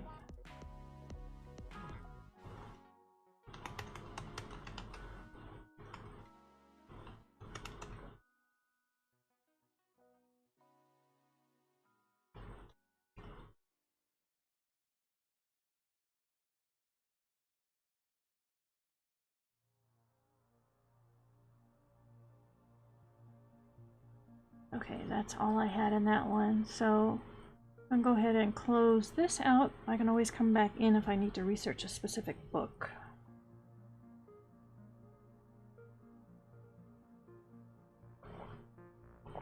Good, I'm glad you didn't hear anything. There was nothing to hear anyway.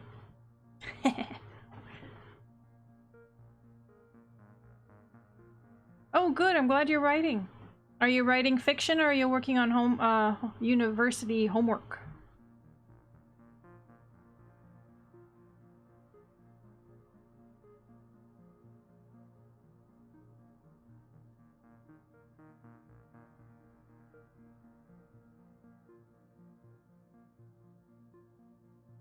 Oh, I need to bring up the Enigma Watcher. See, I knew there was another timeline. I just wasn't remembering.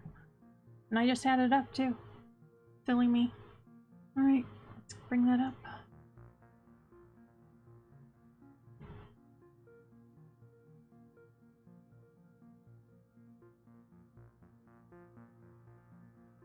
And I actually have that in a separate folder when that should just be in the Stringweavers folder. Definitely a part of that universe. Now it's where it needs to be.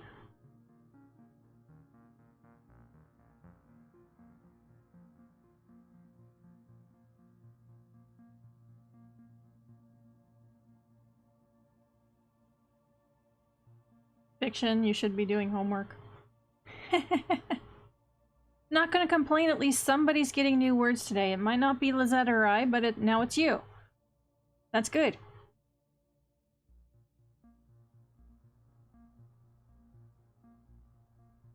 The February War. Yep.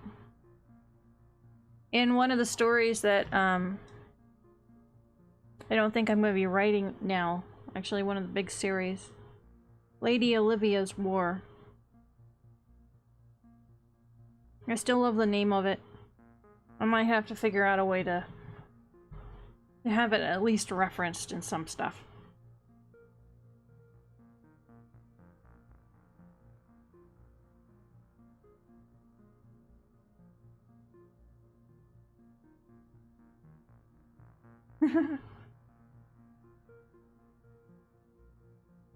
Alright, get that closed. That closed. That closed. Where's the timeline? I know it's in here somewhere.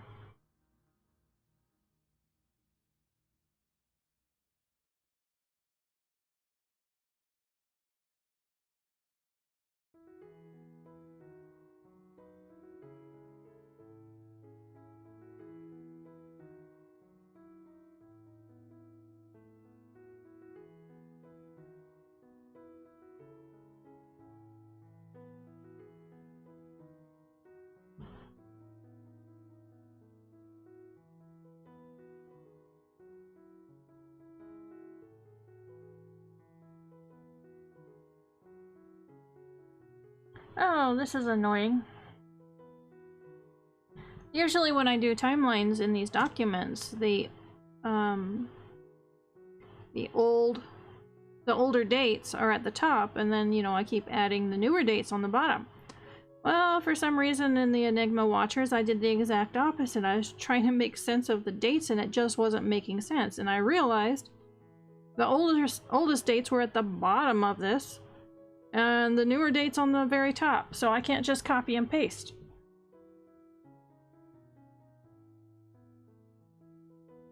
I have to take each date and copy and paste them into the new master timeline.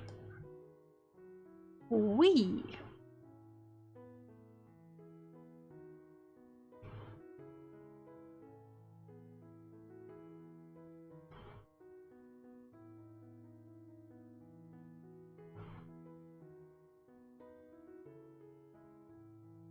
I need to not do that again.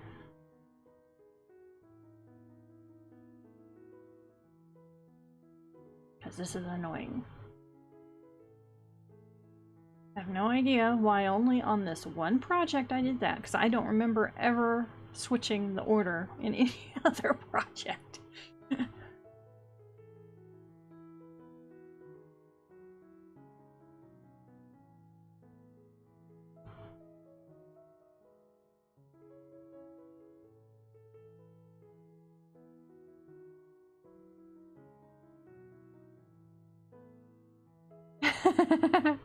And Lizette says, and now I can't find my Scrivener file for the IWC history. Great.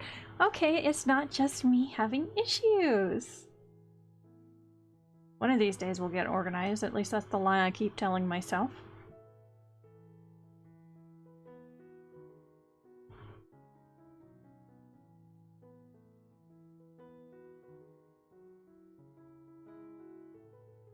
And I just realized that one of the problems I'm having in this, I'm gonna put a note at the top of this master timeline. Okay.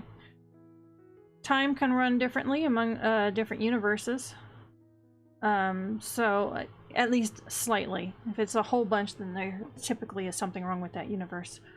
I need to have a master year, and then I need to have a local year.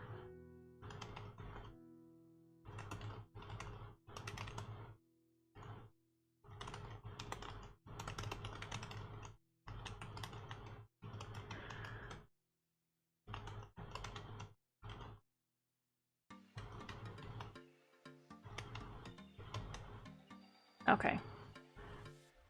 Well, if nothing else, that was a huge realization tonight of something that I need in order for this to make sense.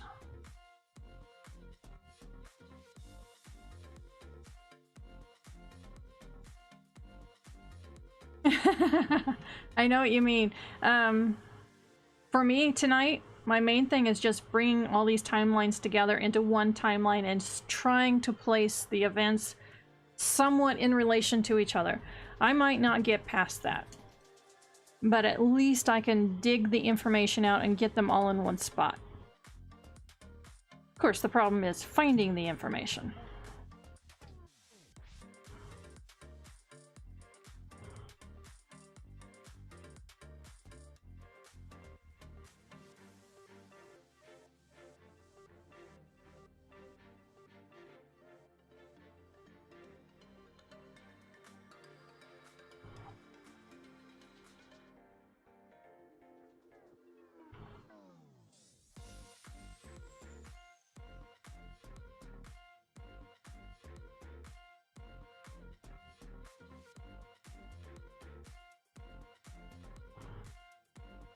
Okay, a whole bunch here. Aliens and more aliens. Woohoo! Okay. Sorry. Couldn't resist.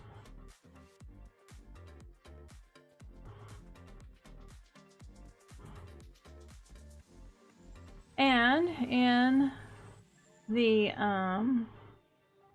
Enigma Watchers, I actually had Apollo 18 launched secretly. Ooh. One of the differences in their history.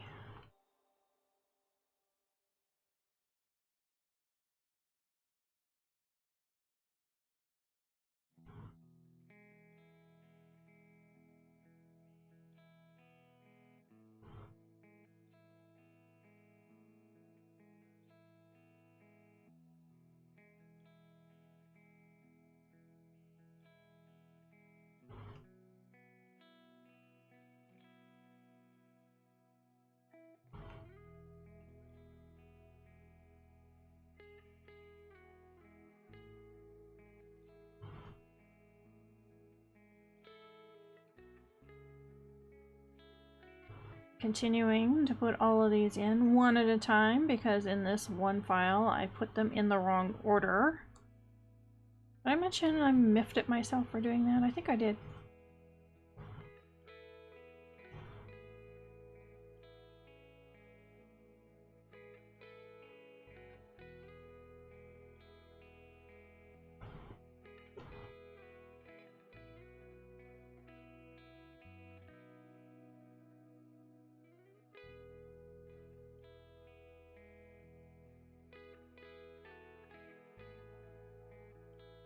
Oh, based on Earth time.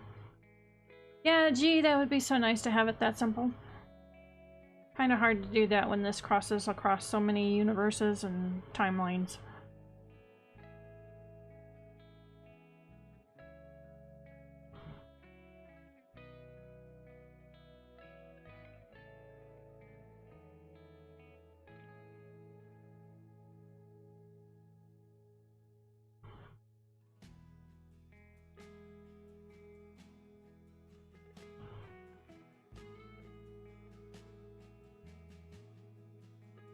You know what? I'm going to have to color code this.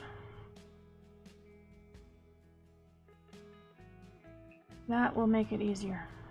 Alright, putting a note.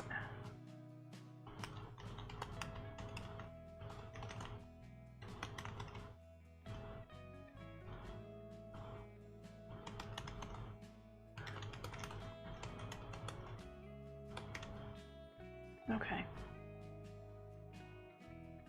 I'm very much a visual person. You can tell by the art that I do.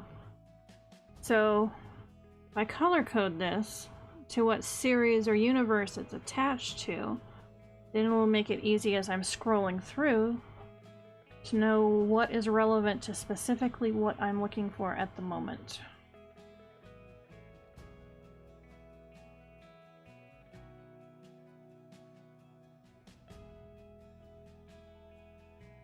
Moon pigeons. Oh, I actually mentioned moon pigeons in this.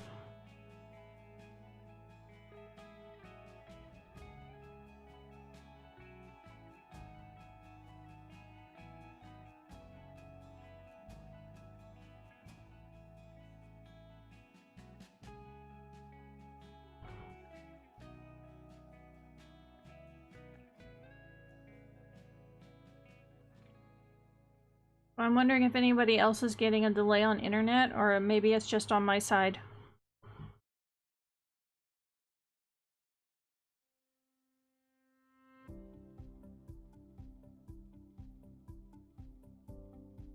In fact, I am going to restart my browser. Sometimes that takes care of everything.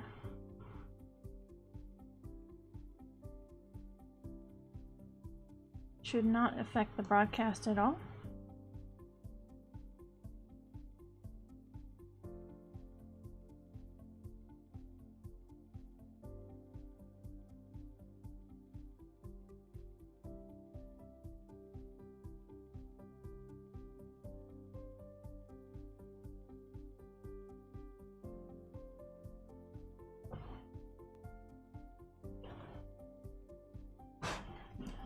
Good to hear my fan. Here we go.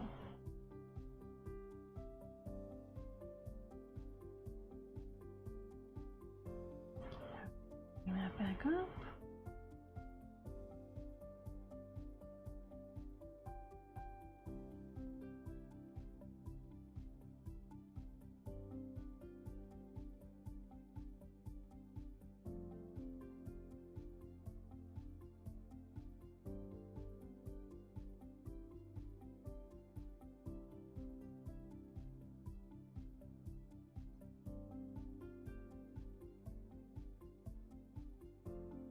I have a whole bunch of notes on aspects of World War II going different.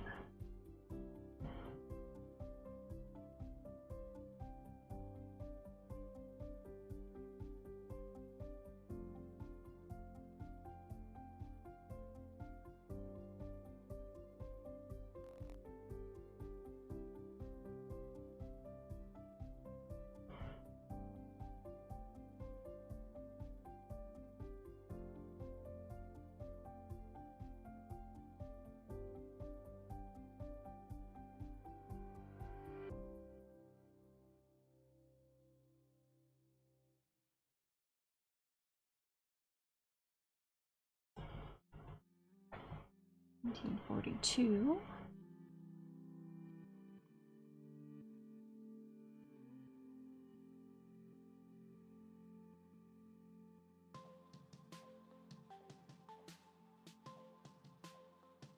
Oh, I put a note in here on something that happened. Should do more research on it. 1941 Missouri. First responders and Baptist minister allegedly view crashed spacecraft and alien bodies. Military arrives and swears witnesses to silence.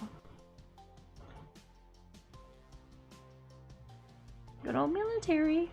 Nothing to see here. Move on, move on.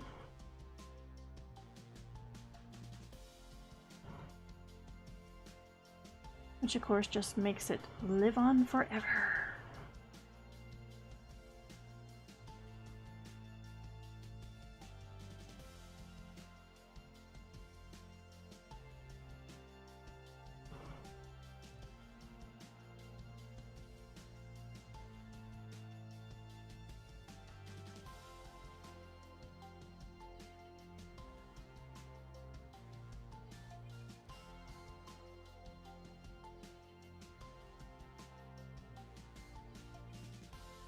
Oh, was that just found the February War?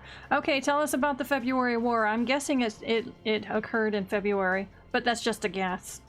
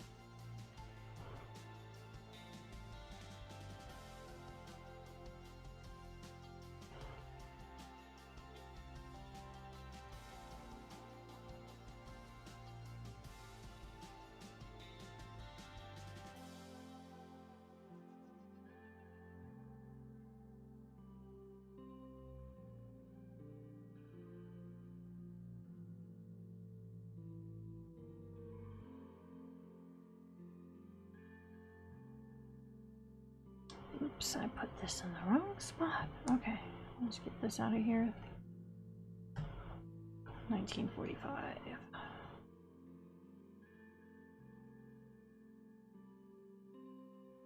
Totally the wrong spot for it. Oh, there we go.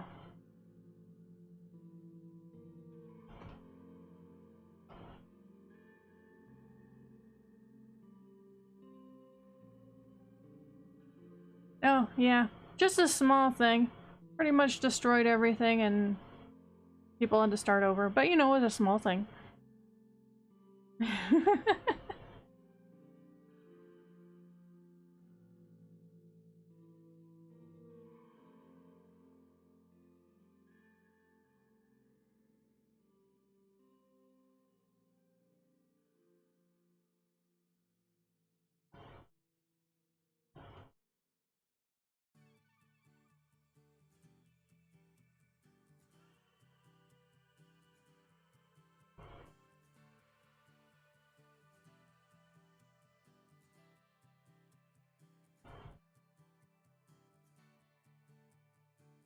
I think I'm going to have some of these events that were listed in the Enigma Watchers be more of a generalized for quite a few of the worlds. I mean, quite a few of the universes. That could be interesting.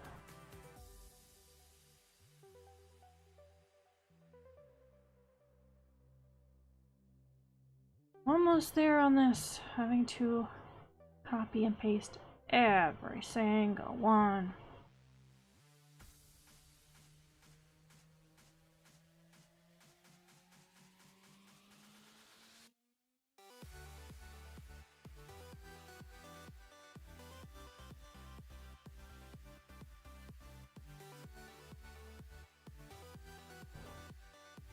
Okay, I can definitely... Alright, I got them all pasted over. I can definitely tell I need to change some years. But it's going to be interesting on things happening with Earth and things happening with the Chisami and the war that they had to fight. Some of those things would be concurrent, according to what I'm seeing here. That'll be interesting. Alright, saving that. But now I have all of it in one file. I can redo the dating, shuffle things around, but at least it's all in one place. Oh my goodness. This timeline is 3,172 words long. That is a long timeline. I think this is the most complicated timeline I've ever had, but I guess it's kind of to be expected considering it brings together so many different different series, and it brings together different universes.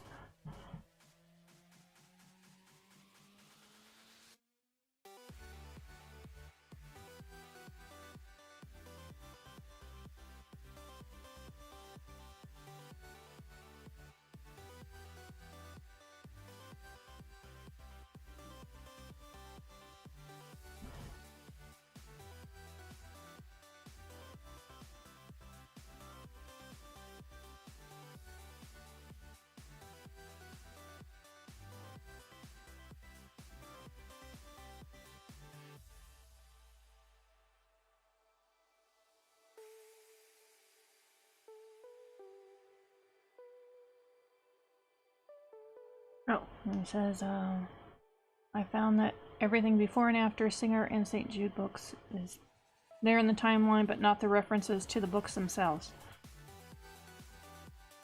Oh, yeah. That helps if it's only in 1 year.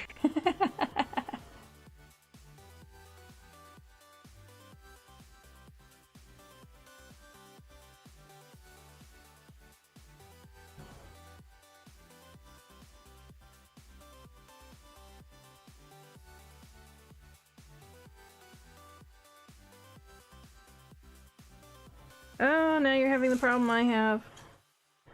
Are they where you want them to be, and how they relate to everything else?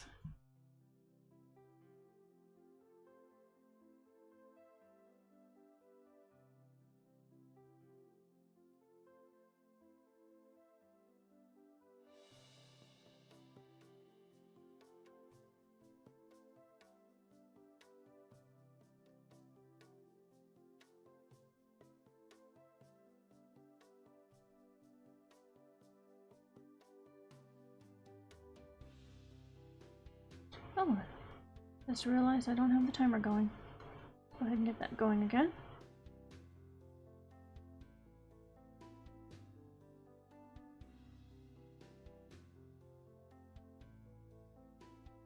Okay. You aren't there.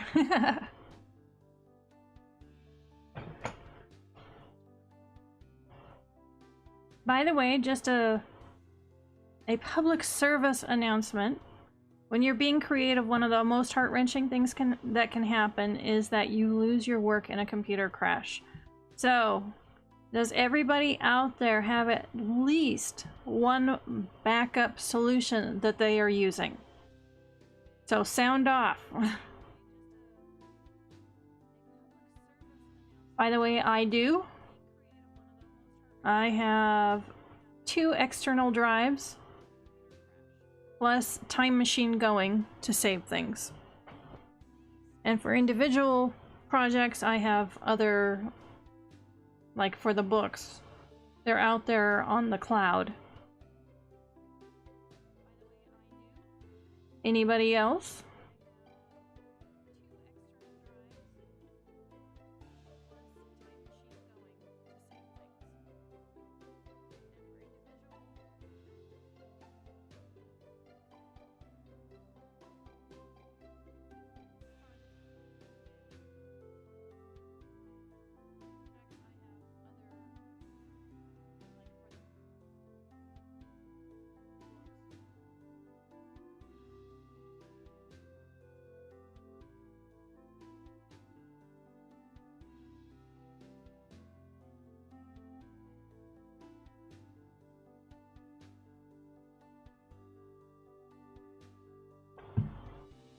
Okay.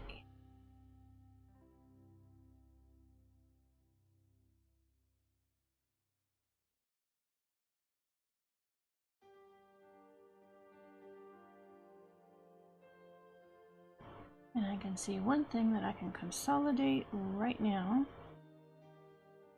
Oh, I don't have that in the timeline yet. You know what? I need to figure out the rest because this hasn't even been planned. So the weird mutant crossover thingy, I'm going to go ahead and close for now. I'm going to get the rest of the timeline because I now have within this master timeline all the dates from 3 series. That'll be a 4th series. So I think I'm going to try and make sense of what's already here, and then add in that fourth.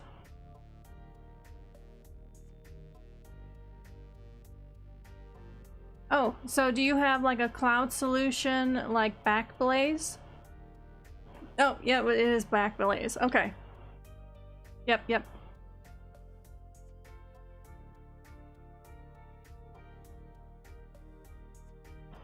And that's a good one. I actually have that one too. And until recently, I haven't had the internet to properly use it. I need to leave my computer active and let it back up like crazy overnight again.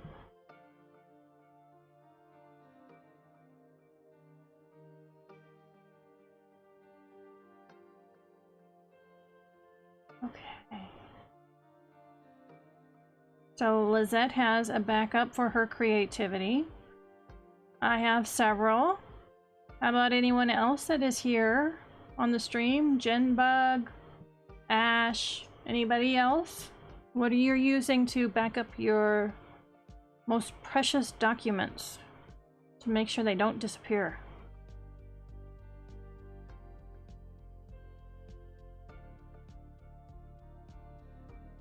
Okay, have a good day, Genbug. Bye. Thank you for joining us today.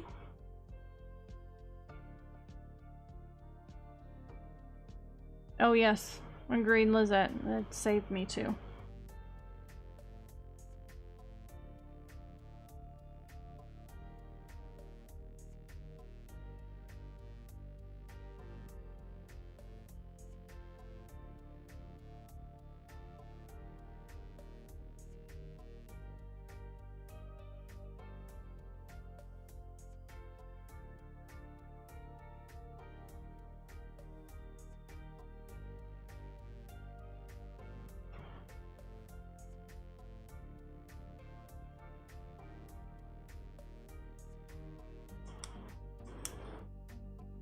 You can probably hear my fan now, can't you? Yeah, that's too loud. I can hear it a whole bunch. There we go.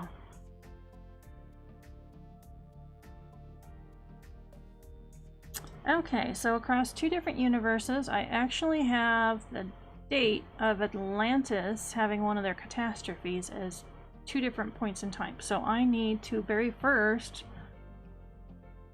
decide which date to go with, because a whole bunch of things will hinge on that.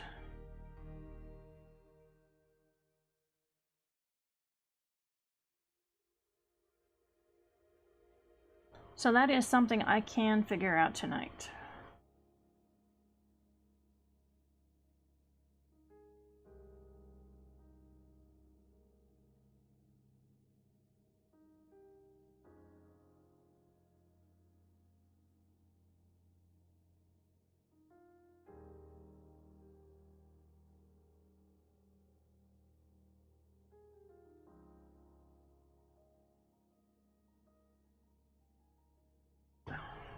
Get that bolded.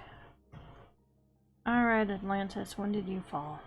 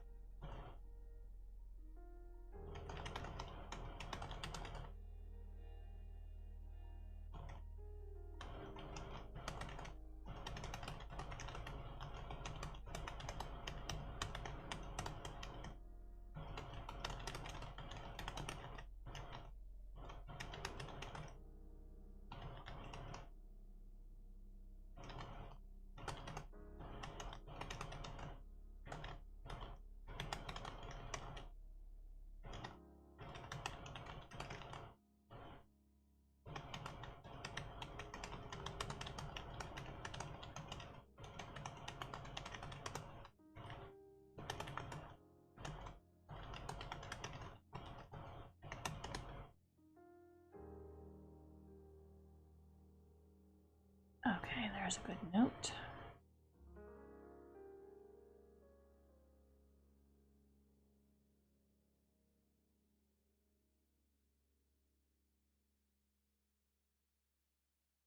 Oh, all I have to do is take out the date and I'm good to go.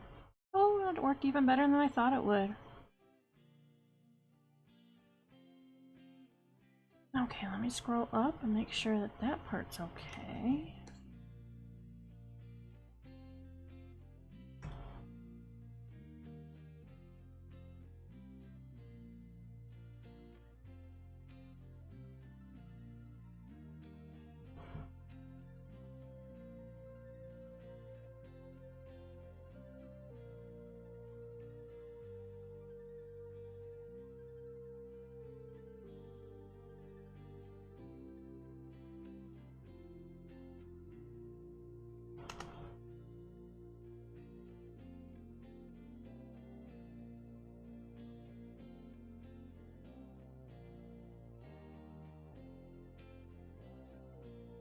Ah, there's Ash. Okay. You might want to explain what porta potty is to people who don't know.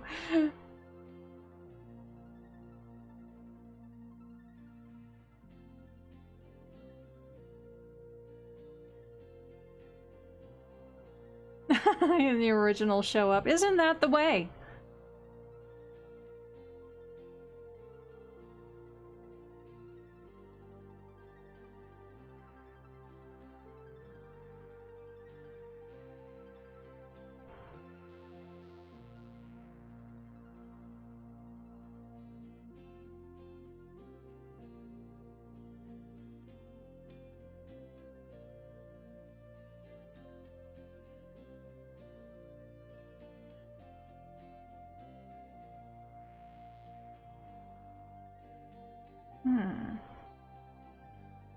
Oh, there goes the timer. Let's go ahead and reset that.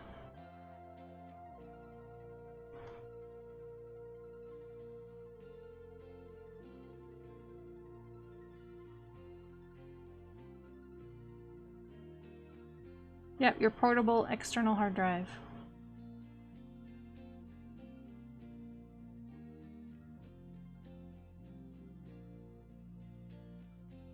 Well, it looks like I did bring Lemuria into this, but I don't think it's in a way that I like. I think I'm gonna fudge the dates.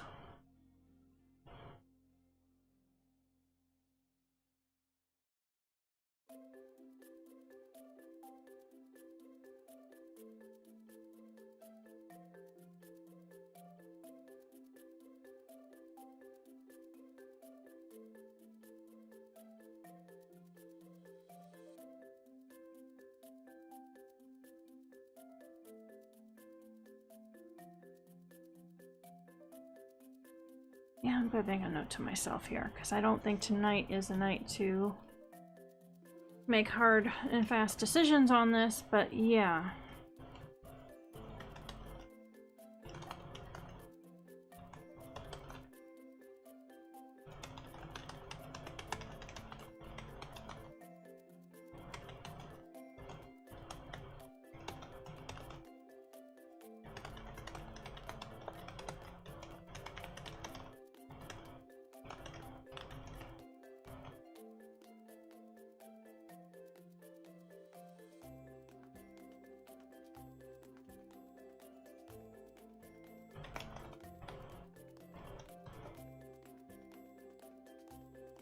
Okay, there we go.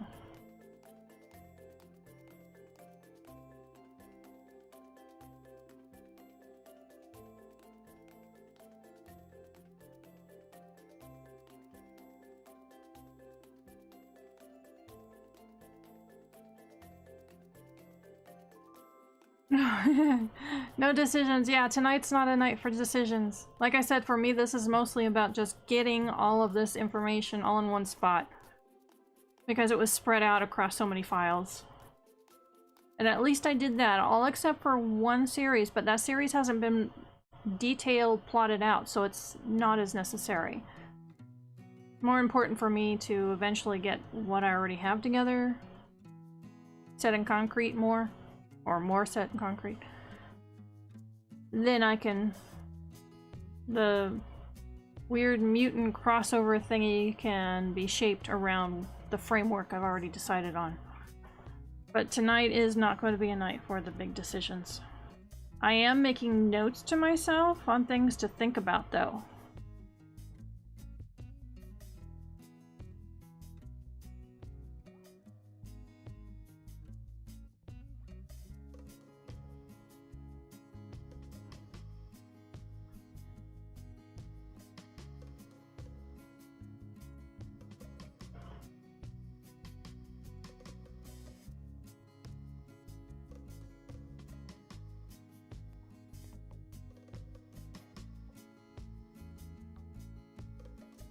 Oh, I do have Moo in here. Okay, I thought I had completely lost that somewhere. All right.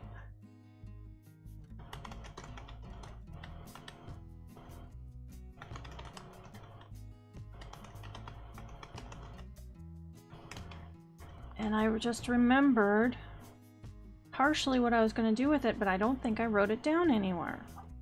So I am making a new note.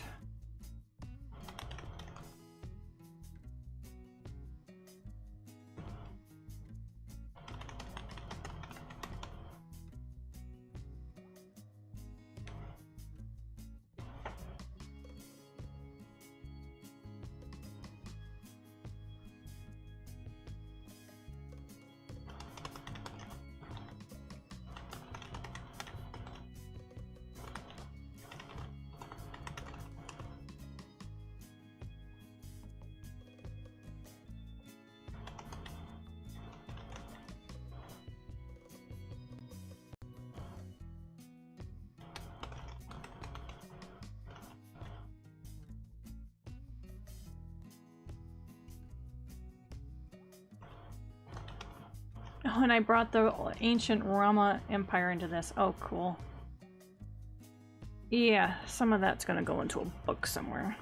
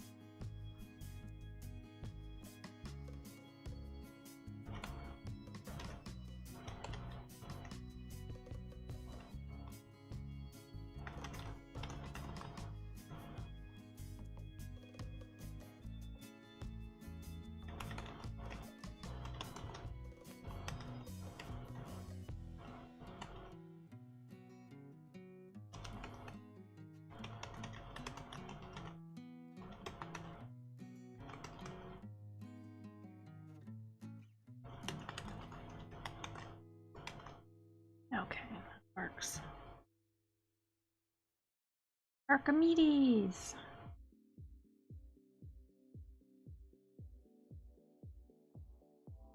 I might have to write a short story with him when I get into that book.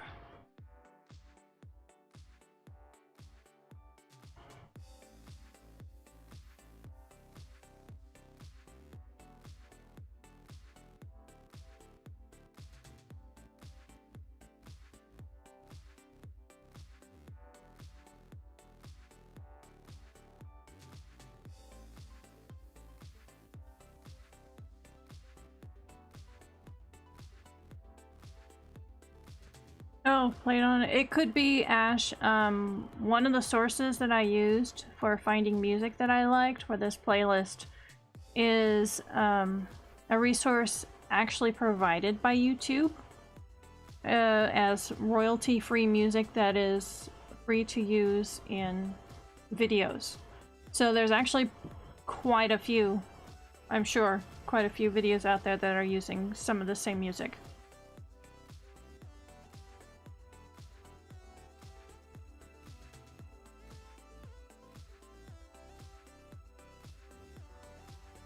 Okay, so I have something else I'm going to put in the timeline.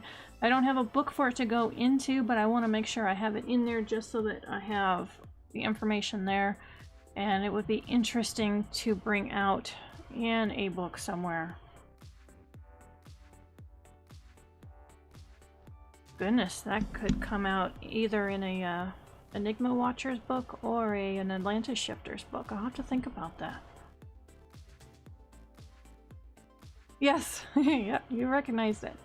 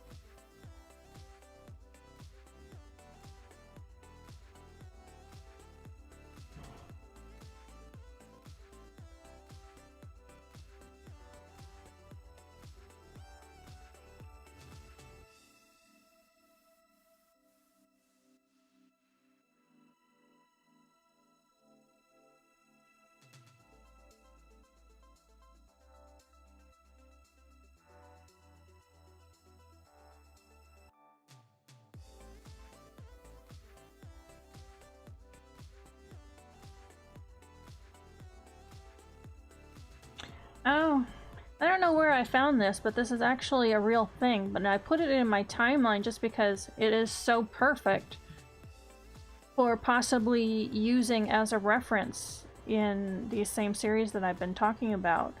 So this was at sunrise on the 14th of April, 1561. The citizens of Nuremberg beheld a very frightful spectacle. The sky appeared to fill with cylindrical objects from which red, black, orange, and blue-white discs and globes emerged. Crosses and tubes resembling cannon barrels also appeared, whereupon the objects promptly began to fight one another. This event is depicted in a 16th century woodcut by Hans Glaser. A real event. And yeah, I am going to so use that in a story somewhere, somehow. I just have to. Alright, starting the timer again. But one of those strange historical things that nobody has an answer for.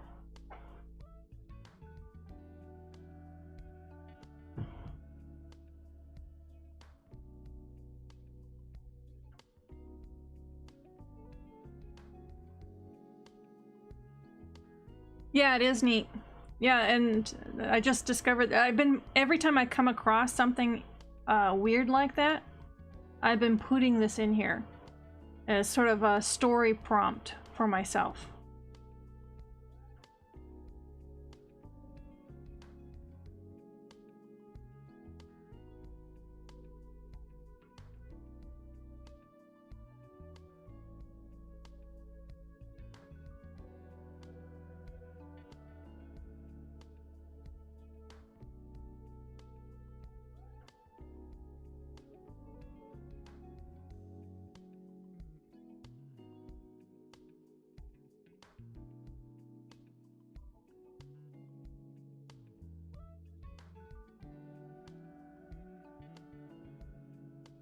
I thought I had another one.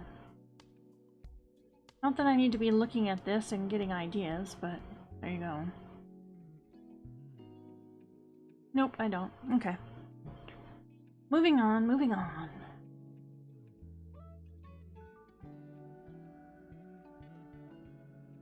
And by the way, I do have the Roswell UFO incident in 1947 in this timeline, just because the weird events that, like, the Enigma Watchers deal with, and we've got Atlantis in this, along with Lemuria and Mu. I had to put that in there. Because aliens!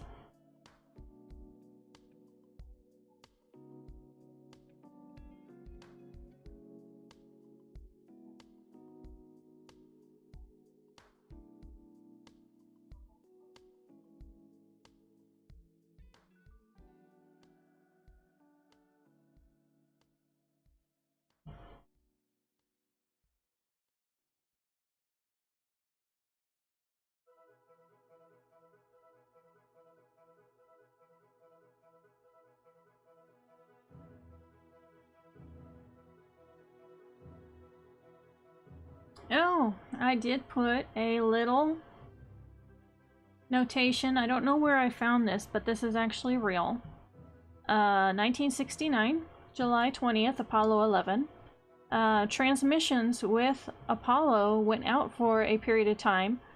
Conspiracy theorists claim that NASA suppressed something they don't want the public to know. That something happened there.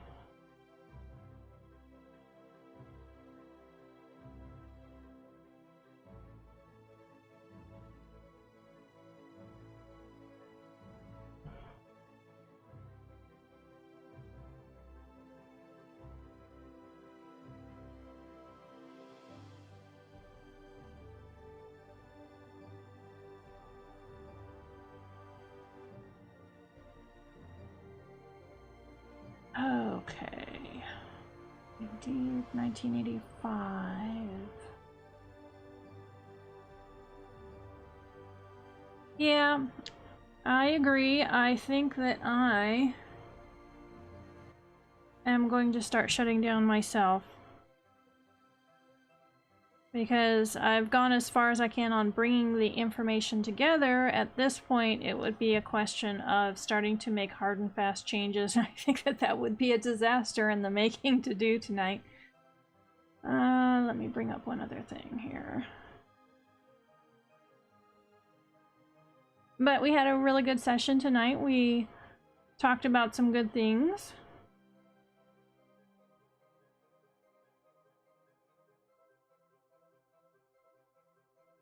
And it sounds like we've had the people in here have been doing really good on their creativity.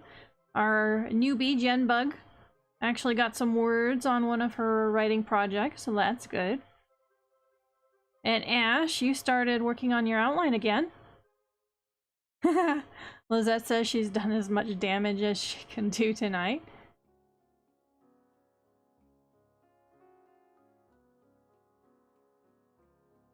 Just a second, my computer is catching up with me.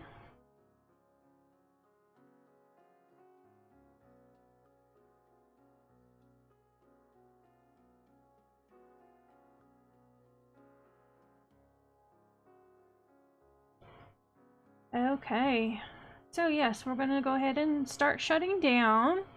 So again, I am J.A. Marlow. I write across many genres, including science fiction, young adult, romance, action-adventure, and others.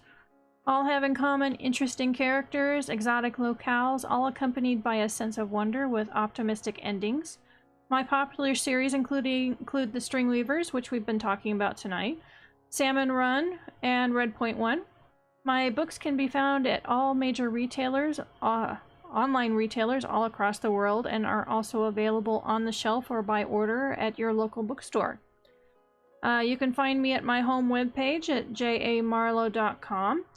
I'm also at Forward Motion for Writers, which is a free online writing community, at fmwriters.com. We have a Discord chat I'll put a link to in our chat. You're welcome to join us there. We are an international group, so there are people there pretty much at every point in the day and night. I'm also at Twitter at JAMarlow_SF, Twitch channel JAMarlow, a YouTube channel JAMarlow, and then at Patreon at JAMarlow. So let me put that link in here. There we go. So thank you for joining with me today. I hope you have a good night or good day, and we'll see you tomorrow night.